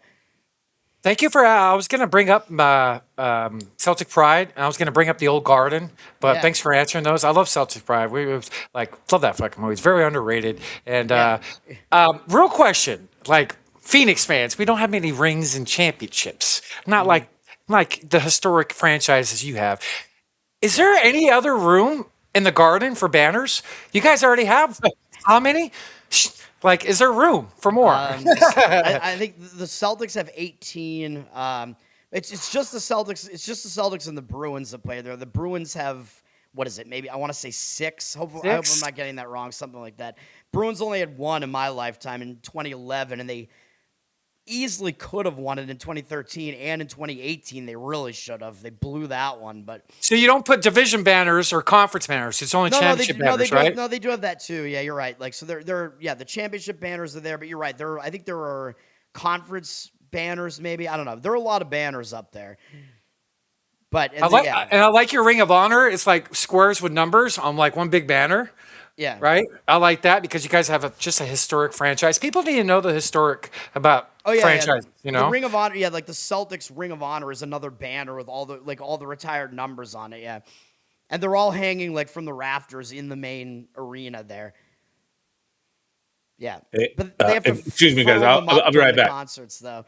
Like when you have a concert, I don't know if you remember, I think it was maybe Disturbed or something, had a concert in Chicago where their pyrotechnics, they lit some of the like Bulls banners on fire. Yeah, I remember this. It was in the in the United Center, and there was pyrotechnics that shot up and burned the banners from the Bulls rings, like in the 90s. That's crazy. Yeah. From that point on, because I go to some concerts at the TD Garden as well, and I don't know if they were doing this already before that or not, but after that happened, I noticed they're furling all the banners up, like probably to just avoid it. But like I don't know, I didn't see any pyrotechnics at any of the shows that I went to. I don't think anyway. But you a Disturbed fan? You're a metalhead? Not a huge fan of Disturbed necessarily, but I mean, they got some okay stuff, I guess, from back in the day. I covered Down with the Sickness on ukulele, and that one kind of took off. Whoa. Because it was so ridiculous. And ukulele? Yeah, that's one of my things is I cover like anything and everything pretty much on ukulele in a very bad way. Yeah, I've done a couple of Disturbed songs, but I listen to metal, not necessarily Disturbed, but I'm also blocked by Dave Draymond on Twitter. Oh, shit. because I'm not a fan of Israel. So. Okay. Yeah, and and this whole family from there. I've seen Disturbed, I think 6 or 7 times. I'm a big metalhead. I've been to a lot of concerts. And Snoop, he has his podcast called Here's the Thing. He always has like rock stars and stuff like that. He just had the drummer of The Cult on. He had the drummer from White Zombie on. Yeah, Snoop holds it down. Snoop was in the music industry for a while, and I was fortunate enough to know a lot of people. My favorite band is Korn. I've seen them 35 times. Wow. I've seen them once only, I think, along with Disturbed and an Ozfest. I saw both of them. I wasn't like a huge Korn fan, but I do have respect for them, and like they were definitely good live. And that was actually one of my ukulele covers that kind of went a little bit wild. I did Freak on a Leash. I don't even think it's good.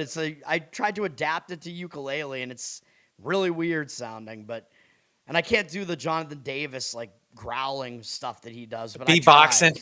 Yeah, the beatboxing. I tried. I'm not good at it at all. So you're a big Bruin fan as well. Love hockey. Yeah. Okay. Yeah. Okay. I'm more into hockey than definitely more than my dad was. So, like I started watching. I'm like, man, this is like hockey is really. It's more tough than any of the other sports. Like it's more of a manly sport in a way. Like dudes will just play like with ridiculous injuries and broken bones and stuff. Where it seems like in the other sports, dudes will just be out with like a sprained pinky finger or something. But in the NHL, it's like this dude's playing with a broken leg right now. Whatever. Hockey is hockey's not one of my best sports, like favorites, but it's one of my favorites to see live. Live is a different animal.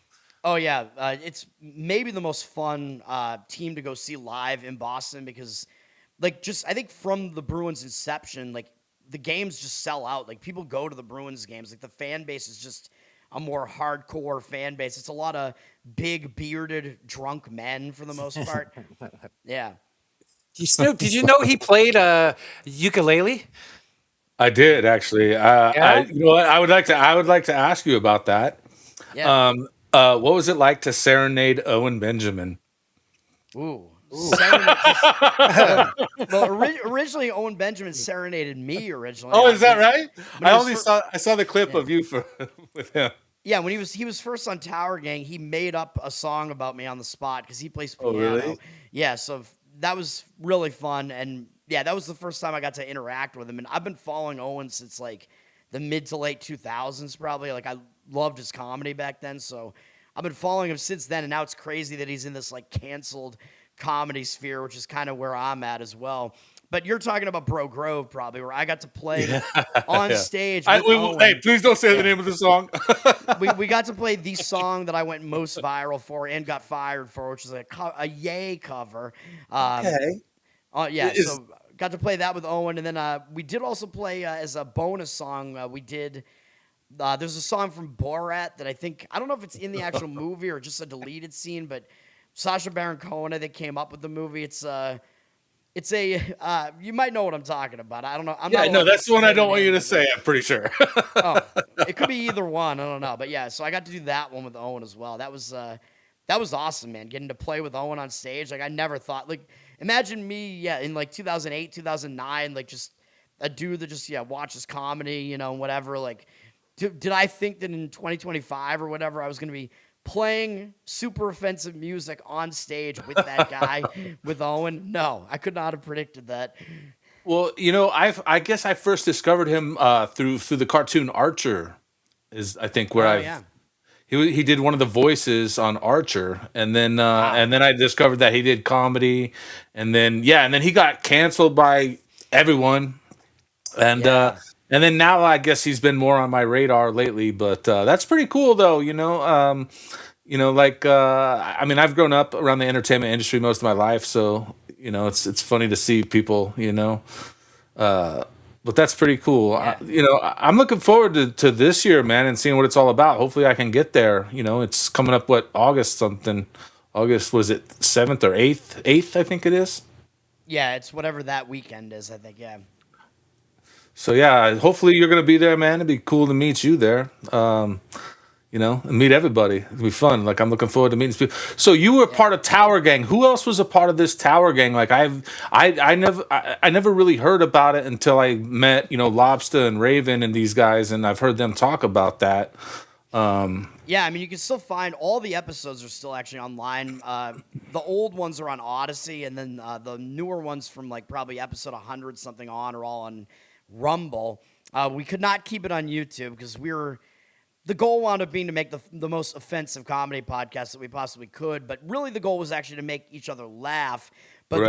the way that it really started was during the lockdowns. There was the concept of a Twitter tower where you spell something out by having a bunch of people string together single letter tweets under something, so you could spell something offensive but avoid getting banned, because it's like, well, I just tweeted, the letter N. Like you can't get me for that. You know what I'm saying?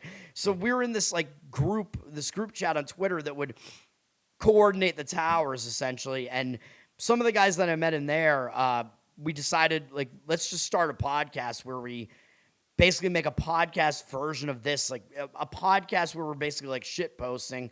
We called it Tower Power Hour originally, and then it just sort of became Tower Gang because Tower Gang was sort of the name of the group that we were in. And when it started, it was me, Jose from the No Way Jose podcast, who I actually knew before that because I knew him from a Dave Smith fan group. Okay. We were both Dave Smith fans back then. Yeah, so I actually knew him before that, which is kind of wild. And then it was this dude Cole, who has dropped off the map, and he's now being a father and husband, which I guess, good for him. But, he was really, really funny on the show, man. So we had him on, and then we had Top Lobster. Well, Top Lobster came in a little bit later, actually. The original lineup was me, Jose, Cole, Clint from Liberty Lockdown, which we had him as a guest on the first episode, but he sort of just became a mainstay of the show pretty quickly. And then we had a guy, Nick Ashley, on early as well, and he was on the show for a while until he decided to leave the show. And at some point, I think maybe before Nick left, we also added Reed Coverdale at one point to the show because he fit with us pretty well, and he was sort of a shit poster type of guy. So he was doing the Naturalist Capitalist show back in the day, which was he was a trucker who was he did a podcast basically that had to do with politics and his life and whatever. And then Top Lobster joined. He was a guest on our show probably about 11 episodes in, I want to say, maybe a little bit more than that. And then he became like a main host of the show as well. So initially, once we kind of figured out who we were, it basically became me, Top, Clint, Jose, Cole, Is that it? 5 people? Yeah, I think that's basically what it was. It became 5 people because we had the rule of 5. Like whenever we had a guest on, we would have a running gag. There was the rule of 5 where the guest got to decide which host to just kick out of the show. But it wouldn't be permanent or whatever. And I was picked most of the time. But yeah, it evolved from like, oh, we're going to talk about like the towers that we made on Twitter and whatever. We're like, no, this is kind of like the best part of the show was always like just being as ridiculous as possible. Like just trying to make everybody laugh. We're like, nah, that's really what this show is. Don't even really talk about politics. I mean, it seeps in to everything you do, but it was really just like, I wanted to like bring back the 90s pretty much. I was older than all of the hosts besides Clint, or I am older than all of them except Clint. But I think we wanted to kind of bring that atmosphere back, like a bro hangout where you're just trying to make everybody laugh and just saying anything offensive that comes to mind, and you don't have to worry about what you're saying, That's what it was. Long live the 90s. Yeah, and we did that show. It lasted for like 4 years. So, damn.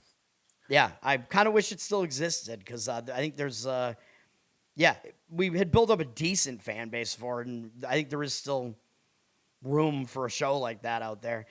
So I've only heard Top talk about it, and he was like saying that like you would quit every episode, but you would always return like every time.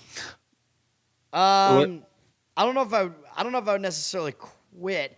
I think I don't know, like just in our group chat that we had, I think I threatened to quit a lot because I was always the butt of like all the jokes, and I was just getting sick of like being the punching bag of the show.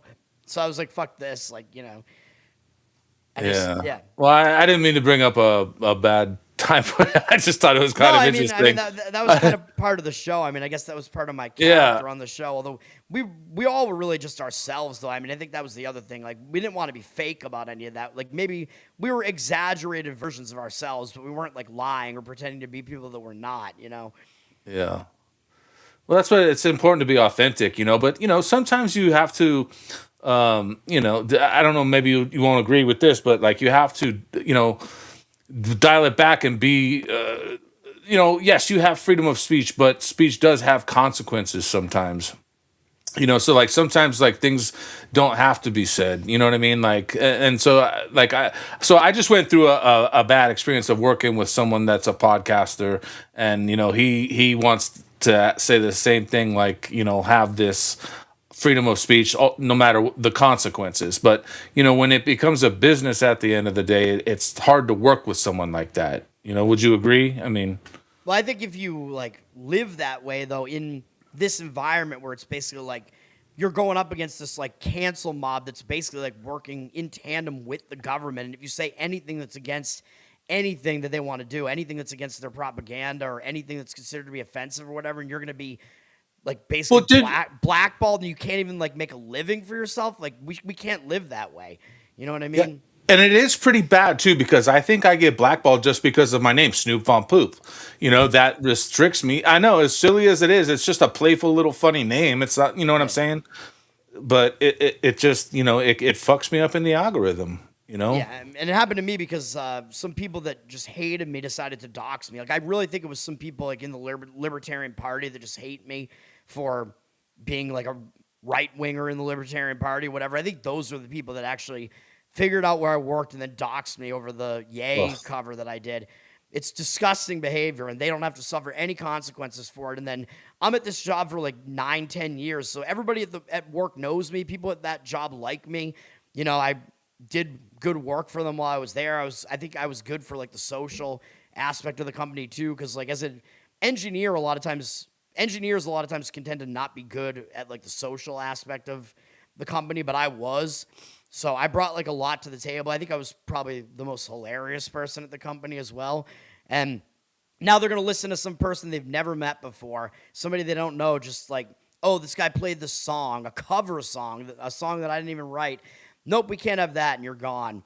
But, this was also the company that they required the vaccine during the lockdowns, or during the COVID stuff, and I think I was the only one at the company that didn't get it. I called their bluff, and I pushed it completely to the limit, never got it. And I would have done the same thing. They never fired me over it, even though they said, you're going to get fired if you don't get this. I was like, okay, they were making me work from home the whole time. And the time came and went, and they never fired me. And I just kept working from home until the mandate got shut down. And then all of a sudden, they were just like, come back to the office. And they pretended like it never happened.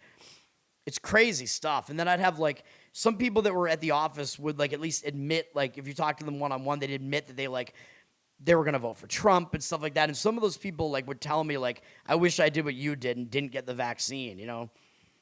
So like there are people out there where they won't say it publicly though, but they will say it to you knowing that, you know, because I was a little bit more, I guess, public with what I thought. You know, I mean, everybody obviously knew pretty much. Like the higher ups of the company knew I never got the vaccine, so it wasn't really that much of a secret. Can I ask you this? Did you have like a social media presence back then? Because I mean, you're pretty popular, you know, on the internet now. Like, did you have what kind of presence did you have back then? Yeah, I mean, my Twitter started like blowing up in 2020. Like it was mostly a sports account prior to 2020, and then because it was during the lockdowns, I just started using it to vent about all the stuff that was going on because I knew how bad all this was because I'd been a libertarian for a while, and I knew like, yeah, this is like they're going to implement some like massive amounts of tyranny here. So I was like, I'm going to take to Twitter with this, and that's, you know, how I wound up meeting the Tower Gang guys and whatever. So there were pros and cons to this whole thing, but my Twitter has built since then. But I think back then I probably had, I don't know, I think I was around 5,000 followers when I started that, and then probably by the time they were trying to force me to get the vaccine, at that point I probably had 10,000 or so, I would guess, something in that realm. So I don't know. Well, you just added another follower. I just followed you, brother. Well, thank you. I will follow you back as well. Awesome. I want to talk about your show, if you guys don't mind. We'll switch gears back to, you know, giving this guy his credit where it's due. That's great. Back to the nerd off. Yeah. I got a little clip from your show that you released today. I would like to show it, if you guys don't mind. Let me know when I'm good, Snoop. All right. I forget what I even said on the show this morning. Is this it? Yeah. Yeah, okay, here we go. Eduardo Rodriguez pitching for Arizona. Having a surprisingly good season, man. He's another guy whose velocity is completely tanked after injuries, surgeries, whatever. He's getting up there in age, but he is pitching well here. 2.55 ERA, 1.23 whip. Good at home, 1.93 home ERA. Didn't pitch well in his last start, though, at Cincinnati. He only lasted 2 2/3 of an inning and threw 85 pitches. So he was really, really inefficient in that game, and he had 5 walks. He was lucky he only allowed 1 run in that one. That was a bad start from him. So maybe he's going out of form here. I don't know, though, because he was pitching pretty well mostly prior to that. So I don't know. Looking at his overall numbers, he has a low hit rate. His walk rate is too high. His strikeout rate is definitely low. He doesn't really fool guys anymore. So I do think that he's in line for some regression here. Like, I don't think he's going to continue putting up numbers this good, but he's been more good than bad this year for sure. Against Anaheim, his numbers are not really that good, but they only have 5 hitters who have faced him. But it does amount to 63 at-bats because Mancini has 44 at-bats against him. Not Henry Mancini, the pianist. But yeah, he has most of the at-bats against him. Mancini has hit him all right. 17 strikeouts, 6 walks overall, 254 average allowed, 859 OPS. And in fact, 4 of the 5 guys who have faced him have homered off him. So that's not a great sign that Erod has given up a lot of power to Anaheim's hitters here. This game, I don't know, man. I mean, it kind of reads as more of an over game to me. At least one of the bullpens, Anaheim, is really bad. 50-50 on the tickets, 94% of the cash on the over.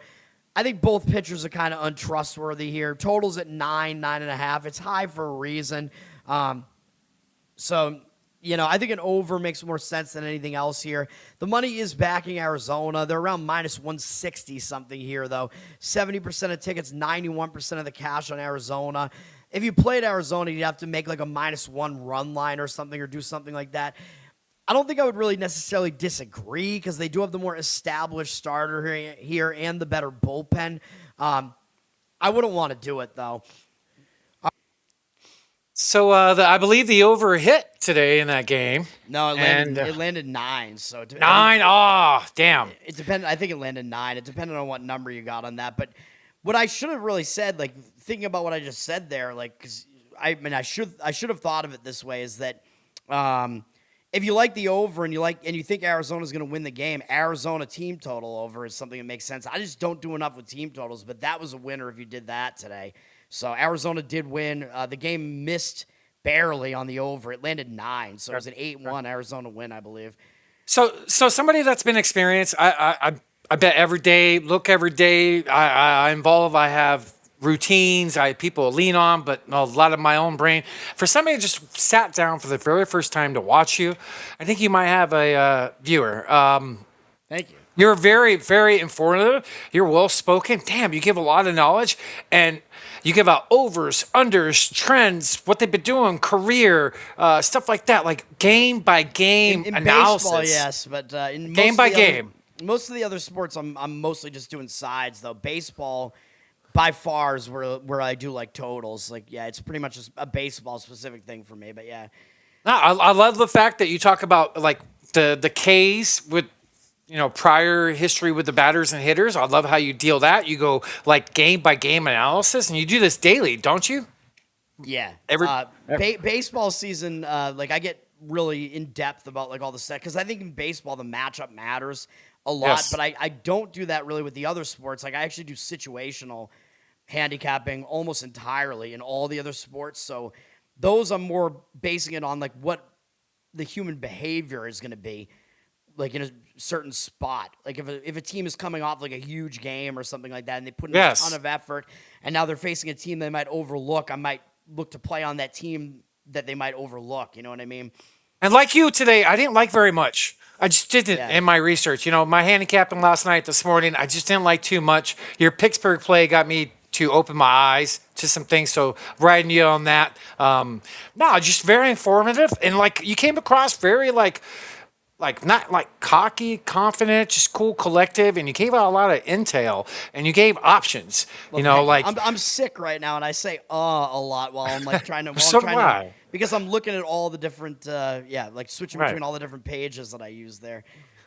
But I love it. Like baseball, Ks, and pitching is my strength. Like that's one thing I always do. I do alt lines. That's one thing I like to do. I like to make my own line. I am a pregame better in football and baseball. I'm a live better for baseball and basketball.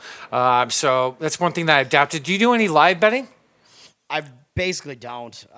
Yeah, I mean, not really my thing, although, I mean, I get the concept where it's like, I mean, I think you could kind of sort of fade what's happened like early in a game. Like there are some situations where I probably should have, where if it's like you have like say like in the NBA, you have like a big home favorite or something, and it's a spot where you think they're going to win the game prior to the game. Like the spot is good and whatever, and they start out bad and they're losing the game, whatever. Like it makes sense to maybe live bet that team, So that's something I've adapted. I used to be only a pregame bettor until the last couple of years. My in-game NBA live betting, NBA is different because like that, I just like just seeing stuff in real time, seeing what's actually happening. You don't know if the player was up all night partying. You don't know if he got in an argument with his freaking wife. Like you don't know it until you see it. So like I've been very successful in adapting to that. And then as far as baseball goes, live, I pick on pitching. Like if somebody's coming to that bat that has, like a bad, history with the pitcher for K's, maybe I'll do like, him to strike out. But like, I don't know, I wouldn't say your bread and butter. With me being the first time I've watched you kind of explain different avenues. You're not like locked into like one certain thing. I like that you cover many, many things. You covered like, is the wind blowing out Wiggly today? Why is the total high? This team traveled off, an East Coast game going to West Coast next day. You have, other things. So I like that. Very informative. So props to you, brother. Thank you. Yeah, again, that's mostly baseball where I have like that many different approaches to it. Like I don't really do that as much in the other sports. So football, basketball. I do football, both NFL and college. I do basketball, NBA in college. I do NHL as well. I'm doing WNBA. And as of last year, I started doing that, and I've been pretty good at that. You be nice to my Sophie Cunningham. I love Sophie Cunningham. She's one of my favorites. All right, cool. All right, we're fine. I want her to follow me on Twitter, though. Like, I've replied. You hear that, Carter Kong? You hear that? Yeah, our boy Carter. Still hasn't happened. So Sophie Cunningham, if you are listening, follow these two guys right here. They're your biggest fans. Yeah, I like her, and I like Caitlin Clark too because I think she's getting a bad deal in the league right now. They're all just everybody's seemingly going after her and trying to hurt her and whatever. Listen. I have to totally disagree with that completely. Nah. Do you know why? Because everybody in the WNBA is lucky to have the deal they have. They don't make money. They're losing money. They're subsidized by the NBA. They're losing That's money. true. They're Yeah, I agree lucky with to that. have anything that they get right now. You know, No, I I get agree with that. mad at some of it. You know, like Yeah. you know, you have a great job as it is, you know, so you can't act like you're suffering in today's economy. You know, it's rough in today's economy for everyone, you know. But like, you know, you want to compare yourself to the NBA. Well, hold on. Let's talk about a business and who's making money and profiting and able to pay these athletes. Who's buying jerseys, you know, this and that. Like there's so many variables that go into it. Yeah. You know, so it was disappointing for me to see, you know, how these players, and it doesn't have anything to do with sex. It's not like I'm a misogynist that hates women or the WNBA or anything like that, you know, but I mean, let's be honest, you know, It's not a good product. right. Yeah, it's not. Yeah, like You have to be die hard to watch it. Like I love fucking sports, and it's hard for me to even watch it. Yeah.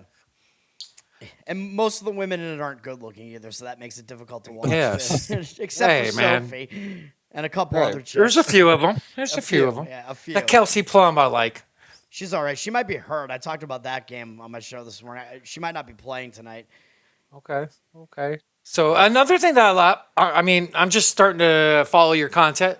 You've been on a heater lately. I know one thing is like, I don't know, cappers, whatever, providing content to people for bets.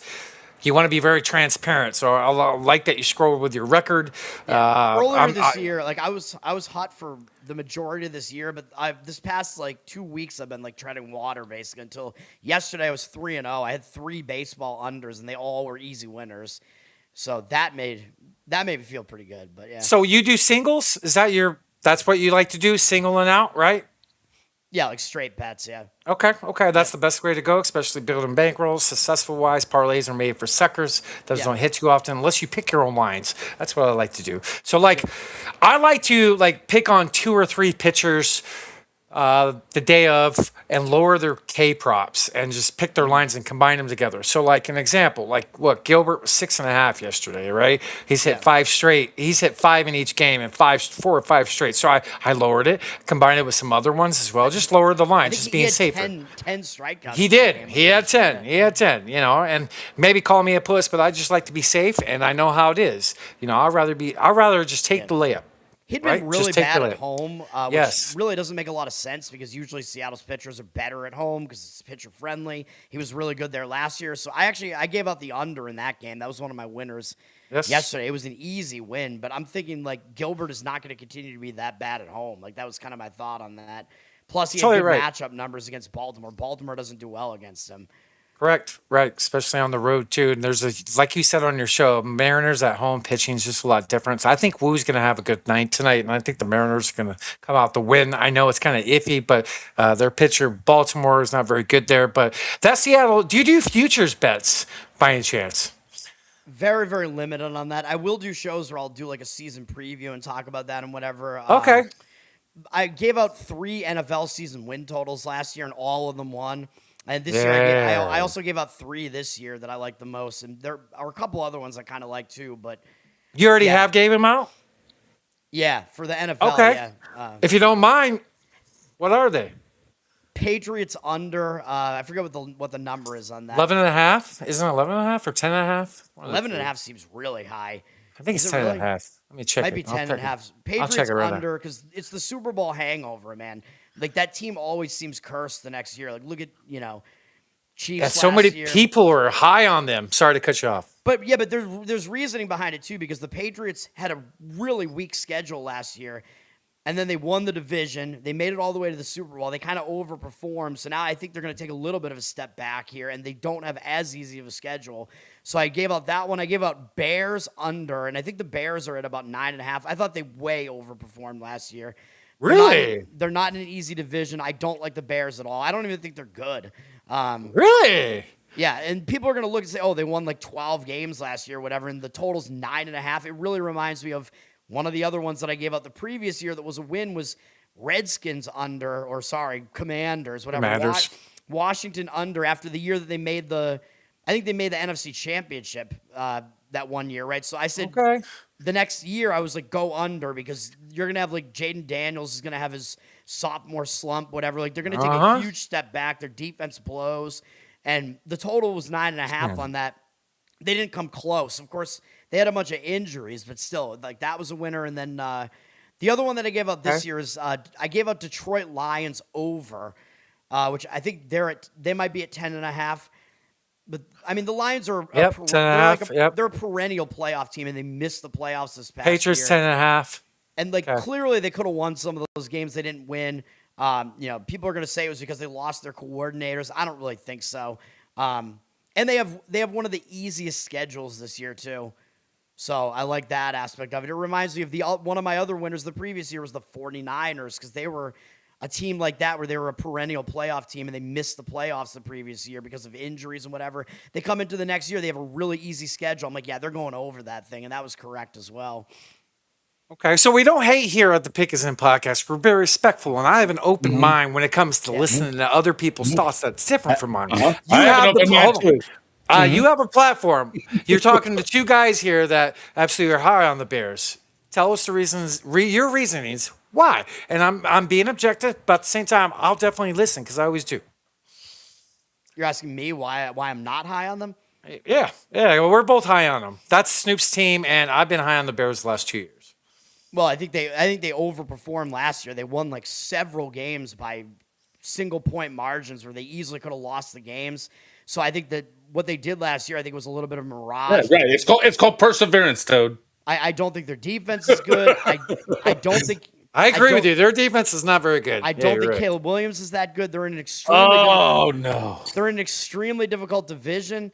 Wow. Like their schedule's not that easy. So yeah, I think they absolutely take a step back. I think they were one of the most overperforming teams last year. Did you purposely wait till the end of the episode to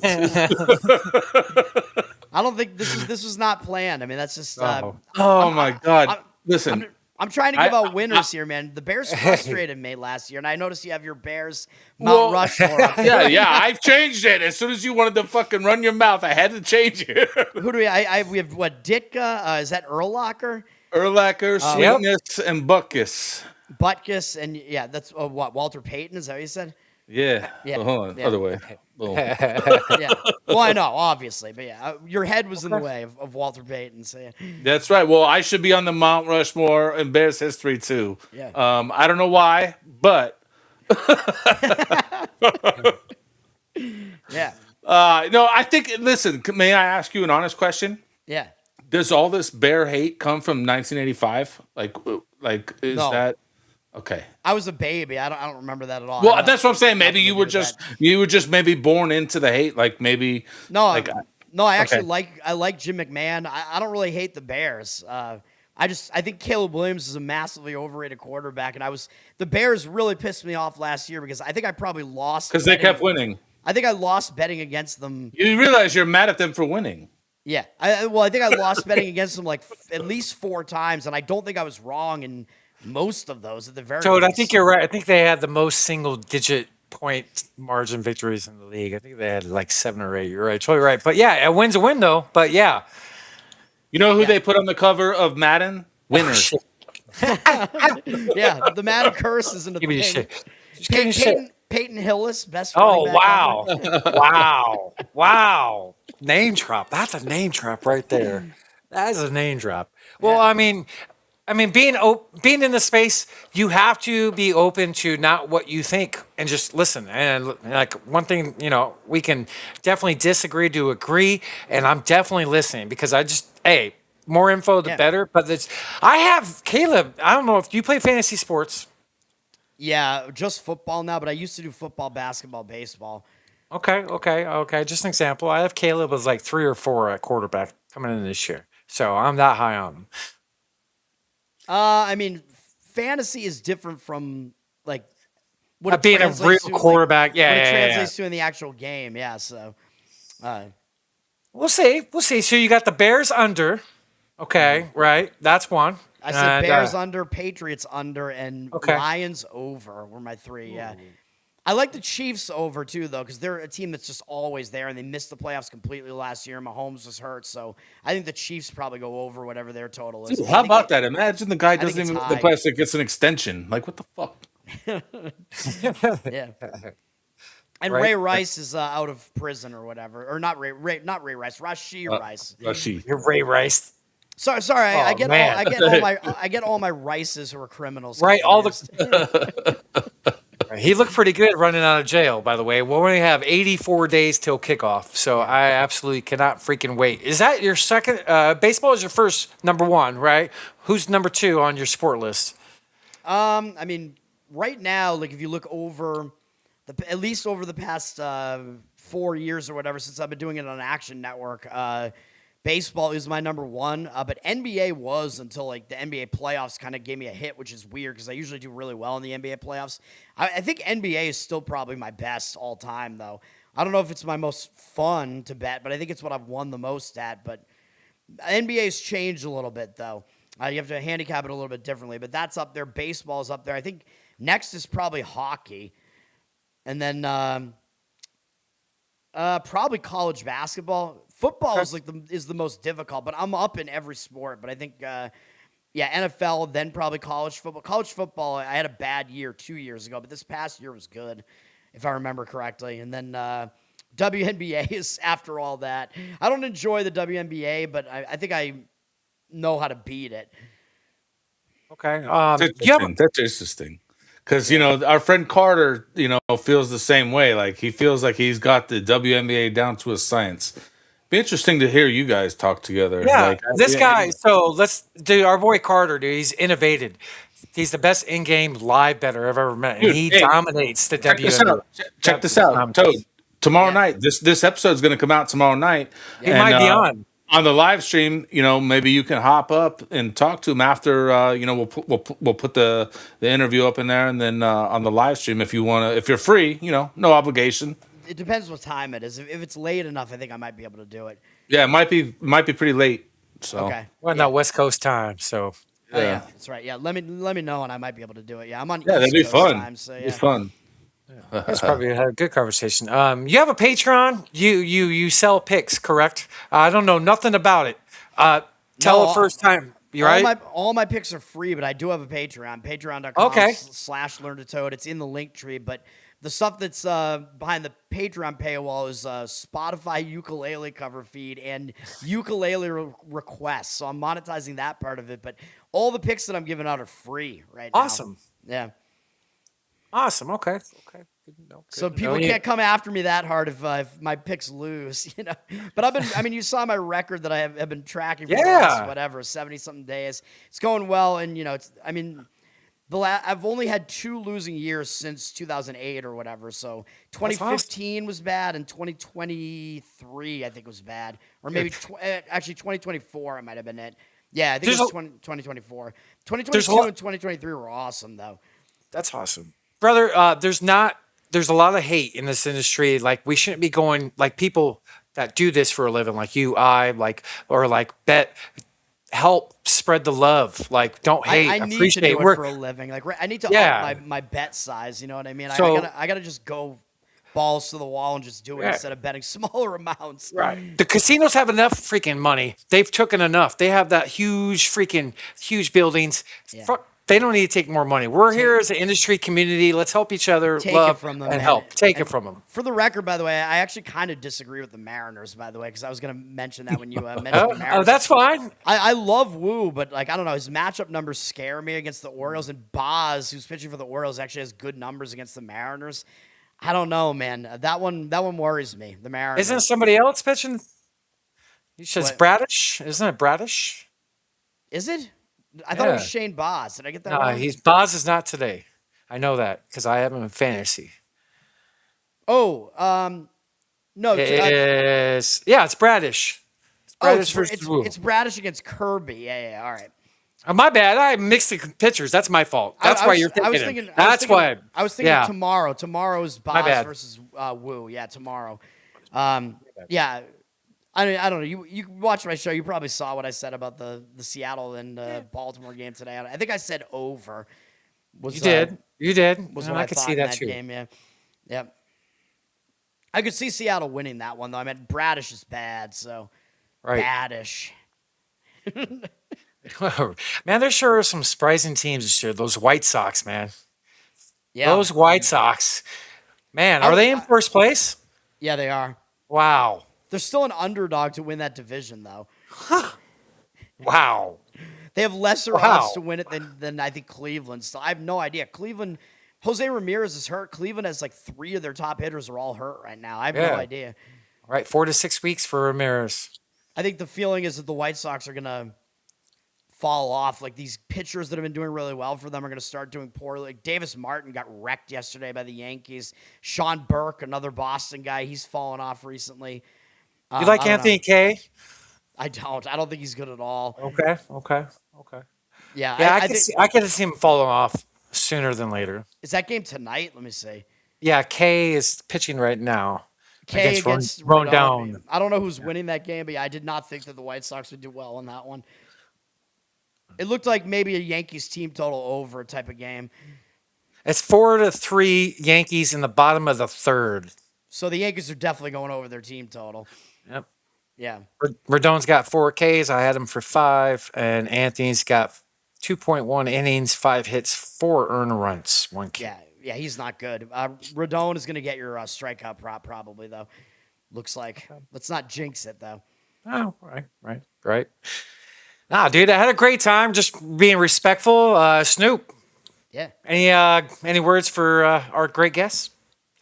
Dude, no, man, it's fucking fun chat today, man. I'm glad we were able to make this happen. You came highly recommended from the boys over at Nephilim Death Squad. Love those guys. Yeah, they're fucking awesome. I hope I get to meet all of you guys in August. And yeah, man, thanks for fucking showing up today, man, and not canceling. Like, dude, I'm sure you've been in the podcasting game long enough. You know how it is when you book people. Sometimes these people just fucking don't show up 3 weeks in a row, and you're like, what the fuck, dude?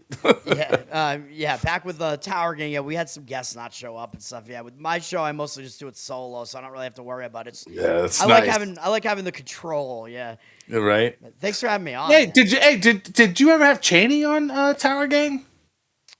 I don't think we did. I met her at one of the Bro Grows though. I was gonna say, do you know? Yeah, we were talking about potentially having her come on my show at some point because she knows UFC really well. Yeah, that hasn't happened though. But I don't do UFC really, but maybe I should get into it. It's a lot to take on though, trying to take on all this extra stuff. So yes, right. That's how I feel about TV series. Like I don't have time for a whole new one. Fuck that. Yeah. and I think I'm gonna have. I think I'm actually gonna have money on the World Cup tomorrow because I've been paying enough attention to it. Switzerland, I think is the play tomorrow. Okay. It's a little bit juicy on the money line, but Switzerland, they were a huge favorite in their first game, and they got drawn by I forget who it even was, a Qatar maybe. They had some draw that was just awful against somebody. So I think they're gonna have like a much better performance after that, and they're playing. I don't remember who they're playing this time, but Switzerland is staying in California. Like they had one game in somewhere in California, and they have this game also in California, or this match. And whoever their opponent is, I'm pretty sure is traveling in from like Toronto or something. So they have this like huge travel edge here. So Switzerland is what I'm looking at tomorrow. I'll break it down on my show tomorrow, though. Well, shoot, I think I know my next soccer bet, and it's been a long time since I've bet on soccer. So, hey, I really money line though. It's a juicy money line though, but I think that's the way. All right. No, I really appreciate just starting to get to know you. Hopefully, we can do more if you enjoyed. Just love talking sports and getting to know people. That's part of this podcast game is just to have a good organic talk. And it was nice to meet you. And do you got a viewer? I'll start tuning in. I subscribe to your show. So all you people at home, go give the great Learn to Todd on X and motherfucker, Toad. Toad. I always fuck that shit up. Snoop, you do this shit. Ah, damn it! It's at Learn to Toad. Give the motherfucker a follow. He's the best fucking sports numbers guy, unlike the other guy that I do a podcast with over here. So, I'm very, very selective with my plays, though. It's like usually a few a day, pretty much, unless it's some of the overlaps during like the fall. I might have like 10 or 11 plays though, when there's a lot. There's nothing wrong with that. On, but yeah. There's nothing wrong with that. You know, I'm very safe on what I put out too because I want to give out good stuff. Right? Yep. I'm very, very I'm hard on yourself. So you want to do safe stuff. This one. Yeah. Hopefully we get the Pirates tonight, man. I like the pitching matchup in that one. Totally. So this, appreciate everybody tuning in. Go give them a follow. Appreciate you being here. And shoot, back to the show. Thanks for coming on. Thanks for having me, man. So welcome back. What is up, Heywood? What up? Thanks to all the great people in the chat chiming in. Templar, much love to you. The fantasy football space. All the others that commented, much love. Thank you for all the reposts and support. Hope you guys enjoyed the conversation we had with Stool Sports. Thanks, Snoop. Dude, yeah, that was fun, man. I like him. He's a fun guy, and hopefully we can talk some more.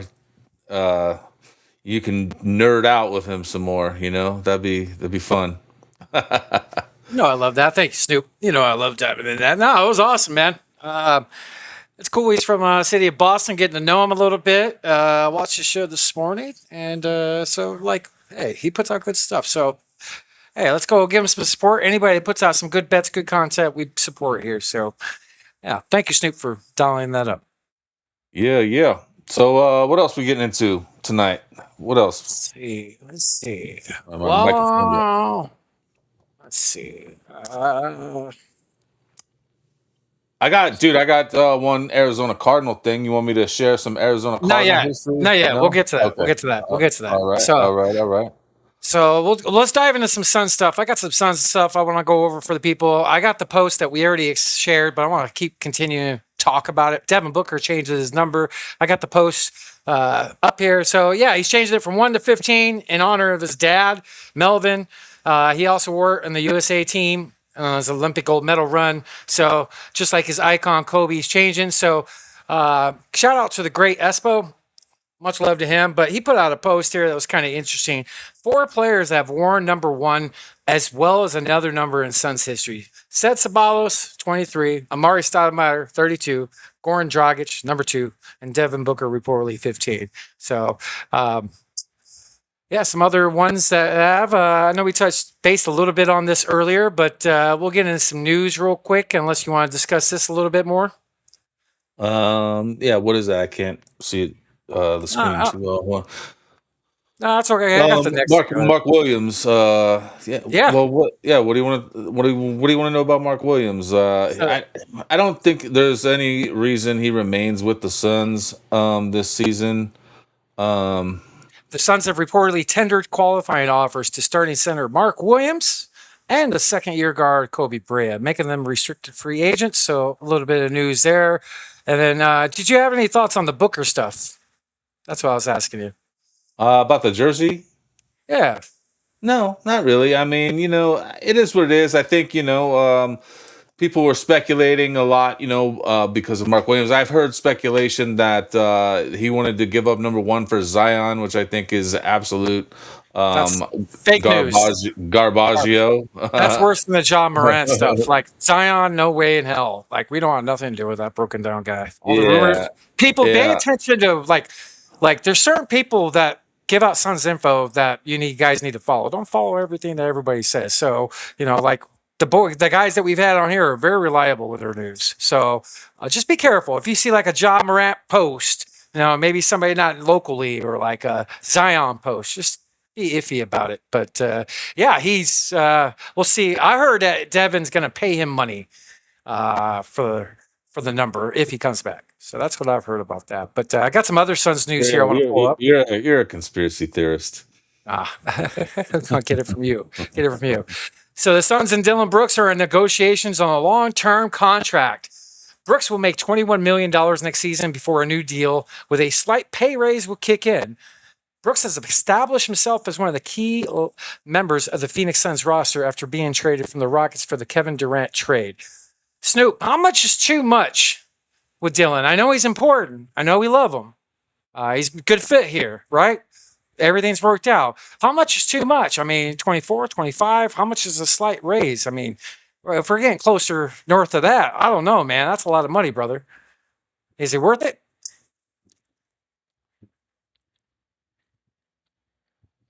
There's a lot of overpaid athletes in all of sports. I don't really think so. I think he's definitely worth the money. I think. I mean, if you're gonna price a player like Devin Booker at 60 million a year, which is what he's rapidly approaching, Good I point. think you have to say that Brooks is worth half that. Good point. Good point. Yes. That's why I'm You know? asking.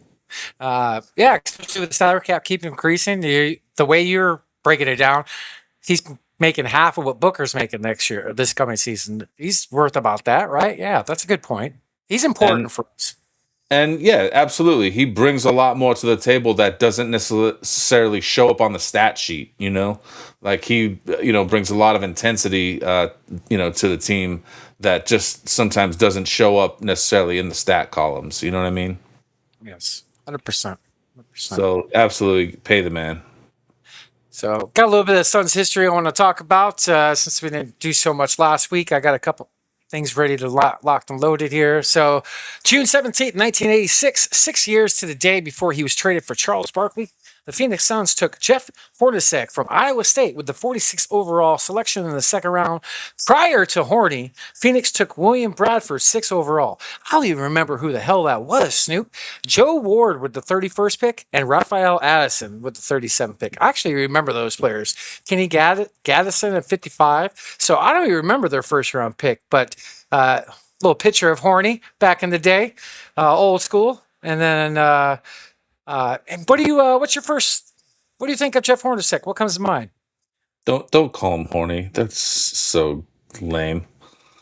It's his nickname, but I don't know. Yeah, no, he was a good ball player, and he brought us Charles Barkley. So it's his history is definitely a big part of the Phoenix Suns culture. I liked him, when he played for the Suns. I remember, seeing him. 1990, I think, was the first time I seen him. Okay, yeah. Damn, I think damn good shooter. I love that. Our team could afford to lose him because we had a young and upcoming Dan Marley, during that era as well. But we got Chuck. So, I mean, Horny, to his time, then he came back and coached for us. I think most people remember him from his Utah days, playing, with Karl Malone and the Mailman and all them. But that brings me to our next Suns in history.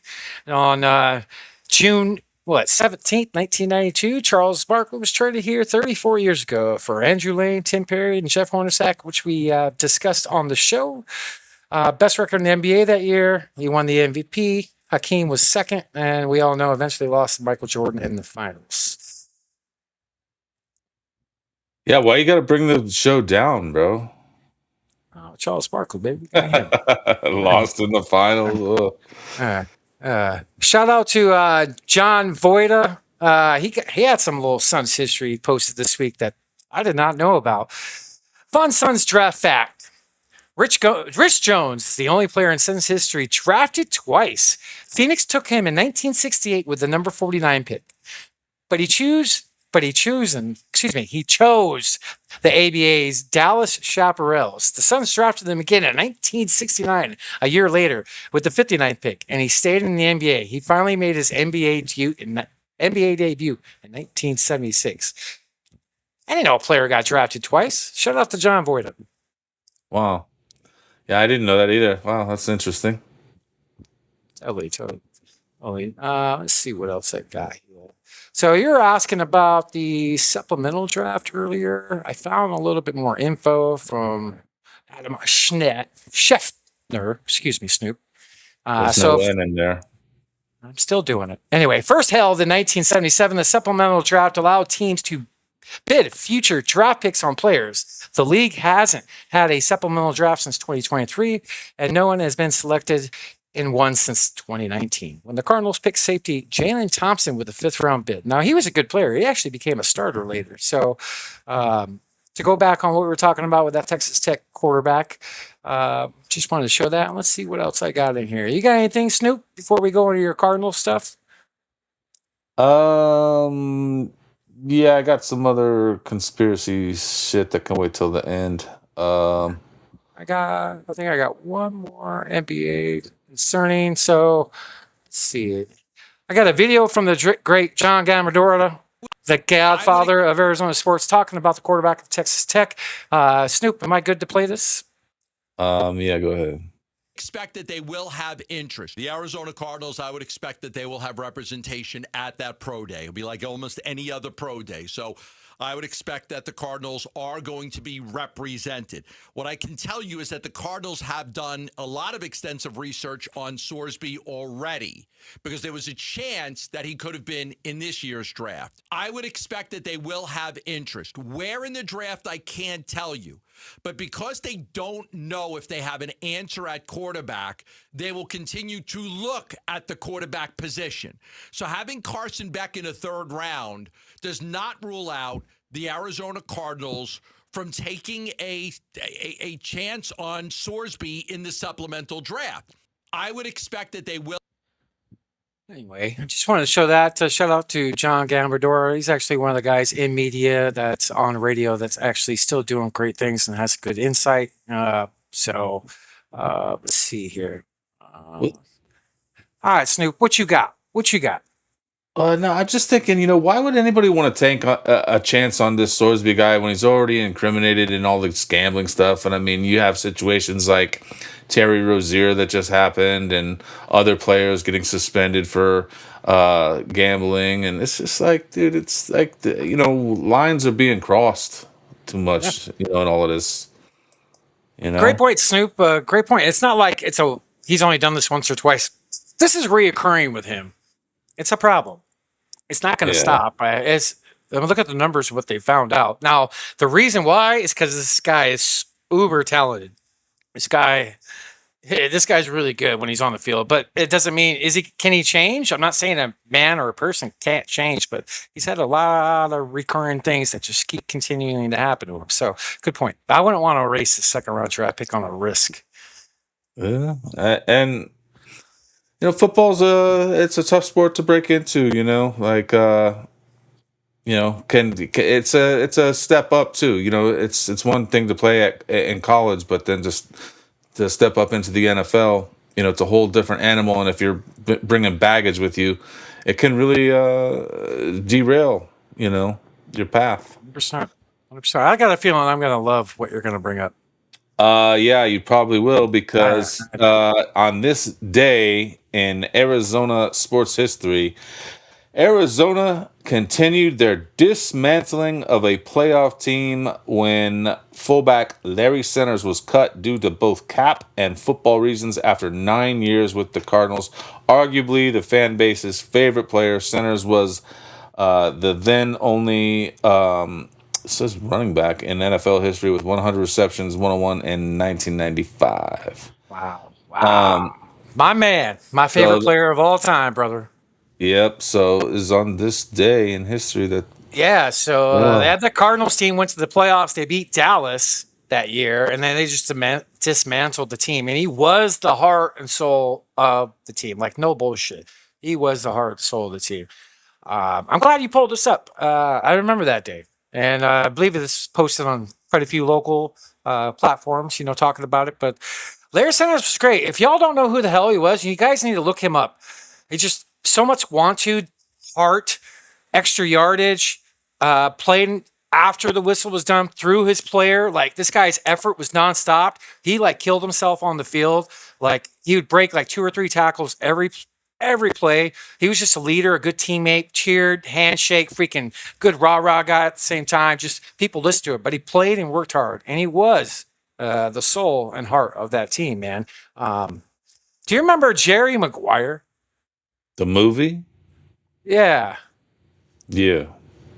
That was shot in Sun Devil Stadium, and that was one of Larry Center's best ever games. That was shot in 1995 against the Cowboys on Monday Night Football. I was actually on the right behind the bench on that game, like walking the sidelines. Because back in the day at Sun Devil, they had walkways right behind the bench for fans, and I was always walking so you could like hear everything the players were saying, like whether coaching each other on the sidelines. Like it was pretty cool. But yeah, they shot it at halftime. They had a receiver named Rod Moore at the time, number 85, who the guy in the movie was Rod Tidwell. I forget the actor's name, pretty famous actor's name. Cuba Gooding. Yeah. Tom Cruise was there. It was an extended halftime. We got killed on the game, but Larry had one of the best plays, man, in Cardinals history, where he leaped over Larry Brown for a touchdown, like jumped over him. But that was a great game. Man, and that movie, Jerry Maguire, was shot at Sun Devil Stadium. I think it was the week before Christmas in 1995. But thanks for bringing that up. I freaking love Larry Centers, man. Your boy Nick Forte broke his record for most catches by a running back in a single season, and then that record got broken. Matt. Excuse me. Thank you, Matt Forte. Not Nick. What the fuck, Heywood? Anyway, and then Christian McCaffrey broke Matt Forte's record, and he now owns the record. But yeah, dude, great place. Yeah. Let's see. So is Matt Forte. Dude, one of my favorites. So let's see here. Let's see. Jerry Maguire was Cameron Crowe, Cuba Gooding Jr., Tom Cruise. Damn, it grossed $273 million. Holy shit. That's a lot back then. Now, Snoop, sorry I didn't show you this beforehand. I wanted to ask you, probably stupid of me to ask, but on the Cardinals website, they have a little highlight of the actual filming of the movie. Do you think we're allowed to play this? No. Okay. All right. So let's see. What else you got, Snoop? Well, as you know, part of our show is that we try to see every aspect of things, and sometimes is the game's fixed. It is entertainment after all. I have some video here depicting whether or not the NBA is using magnets in their basketballs. So let's watch this video here, and then we'll talk Chip about it. is right here in this spot. And it makes sense because on the other side, there's the air side of it, even though it has the Bluetooth logo. But this is where it must be. Okay, we got it. Look at that thing. All right, is this it? You think that's it? Yeah, it has to be. We still don't know much more. When I was throwing this up earlier, the ball, it felt like it was a little bit lopsided. It seems like that's heavy enough to make it wobble. Interesting. Oh, yes. What's inside of this sensor that's inside of the Wilson X ball? What is it, liquid? Oh, it's a battery. It's having a baby. Whoa! What? I wonder if it moves inside that little capsule. When the ball spins, it can sense the rotation of it. That is interesting. And on this top side, it looks like it's the battery, like right there. Yeah. It's got to have something to get that RFID chip. So does it ever die? I don't know. Well, I just chopped the battery out of it. That's a pretty heavy-duty battery. Will it run out of battery? It could. This is all the technology inside of it with the motherboard. The chips inside. You can definitely see the chip. To make a shot from anywhere on the court. Is it magic or is it magnets? Tiny magnets placed on the ball, ensuring a strong attraction to the metal rim. Watch. And when Barron needs more magnets, Barron gets more magnets. Don't believe me? Watch the NBA playoffs and you'll see there's really no other explanation. Now we all know whenever you shoot a basketball, it's supposed to bounce off the rim if it doesn't go in, assuming you don't airball or flat out brick off the backboard. Now I would love for somebody to explain this shot to me. Nigga, the ball is sitting on the top of the rim. It didn't bounce. And to all the trolls that love to say, oh, it's just physics, that's what a ball did that. I would love for you to physics your way out of this one, bitch. Hey, Snoop, do me a favor, pause it. If you really think there's... Pause it, and where's this court at? Rewind it to where the court is. This is an NBA game? It's Atlanta, yeah. Is it? Okay, Yeah. okay, my bad. Okay, go ahead. Yep. This is interesting. Not magnets in this shit. After watching these, I don't know what to tell you. Now, I played basketball my entire life, and not once has this ever happened shooting the ball. The ball doesn't sit this long on the front of the rim and go in. If you say it does, you just playing 2K and you got a glitch. So, I mean, what do you think about that? That's pretty wild, huh? The second part of that video was a little bit more intriguing because, like, you don't know who's making the video. You don't know if they made the basketball, but like at an NBA freaking game. I'm sorry, me and you have played basketball. I've never seen that where a ball just stucks on the back of the rim from anything that's not underneath the hoop or short distance. Like I've seen Yeah. it, just not far or Right. far back. Right. You know, like I played tons of ball. I know you have too. Have you ever fucking seen that? Like you said, I mean, from short distance, yeah, maybe, but Right. like not from half court. That looked like Mike Brown, coach. That shot. It did look like him a little bit. That's fucking crazy. Wow. Yeah. Wow. That wouldn't surprise fucking me. Like, don't get me wrong. We don't know if that guy's shooting that and making it's rigged or not. But that Steph Curry, look, I don't care if that fucking still blows my mind to this fucking day. How he made like 6 in a row from 75 feet, like underhand, and just in practice. Like I know he's like the greatest, but dude, me and you have seen some great shooters. But how the 7 in a row, 6 in a row from that far? Drones, man. Drones. Bro, oh shit. So man, actually I did find, I mean, it's a small picture of it, Snoop. Not to get backtrack, but that Cardinals Larry Centers Jerry Maguire game. I got to share it. It's not the greatest picture, but this picture, up top to the left, he's literally leaping Larry Brown in the end zone right there. I'm literally, no bullshit, Snoop, I'm like probably 25 yards to the right of Larry on this exact play. He totally leaped him. He had 12 catches that game. Aeneas Williams had a touchdown interception, pick 6 on Troy Aikman. He was my other favorite Cardinal of all time. Good timing, sir. Yes. And then, we lost with 13-37. But, dude, if you find any more of those videos with like the magnet shit and like, not just like, where you watching, you're like, okay, no, it's not. But that was like, that looked legit. Keep doing it. This is interesting. Word. But what else you got, man? I think that's about it. I'm double checking everything. What about you? You out of ammo? Y'all? I'm fucking donezo and looking forward to tomorrow. Hopefully, hopefully are recording with another amazing guest tomorrow. We can't say his name right now, but hopefully we are tight there. I got another interview tomorrow too with someone. Looking forward to it. And dude, it's crazy, man. I'm up on episode 50, bro. Holy shit. Yeah. Oh shit. It's crazy. Yeah. So that's exciting. That's crazy. I'm excited. Yeah. And that's also, 1 year since the Here's the Thing podcast came out. So it's going to be give yourself an applause, Snoop. 1 year. 40. Great. Great fucking spot. That's true. If y'all don't know,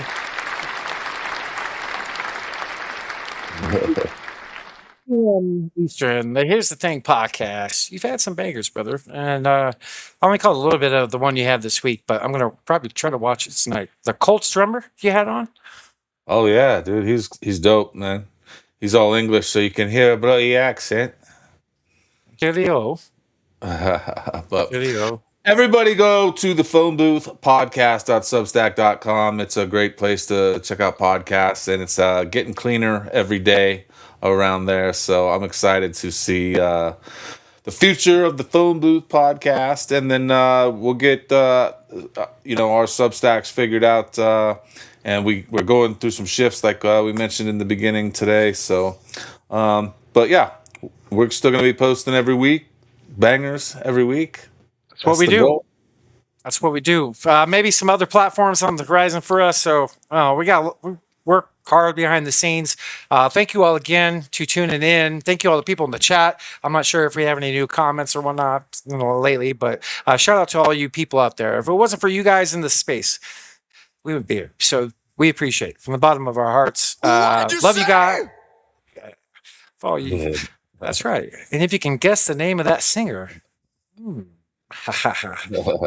we All should right. Good night, everybody. check us out next week. You know where to find us. The pick is in. Love you guys. Good night, Heywood.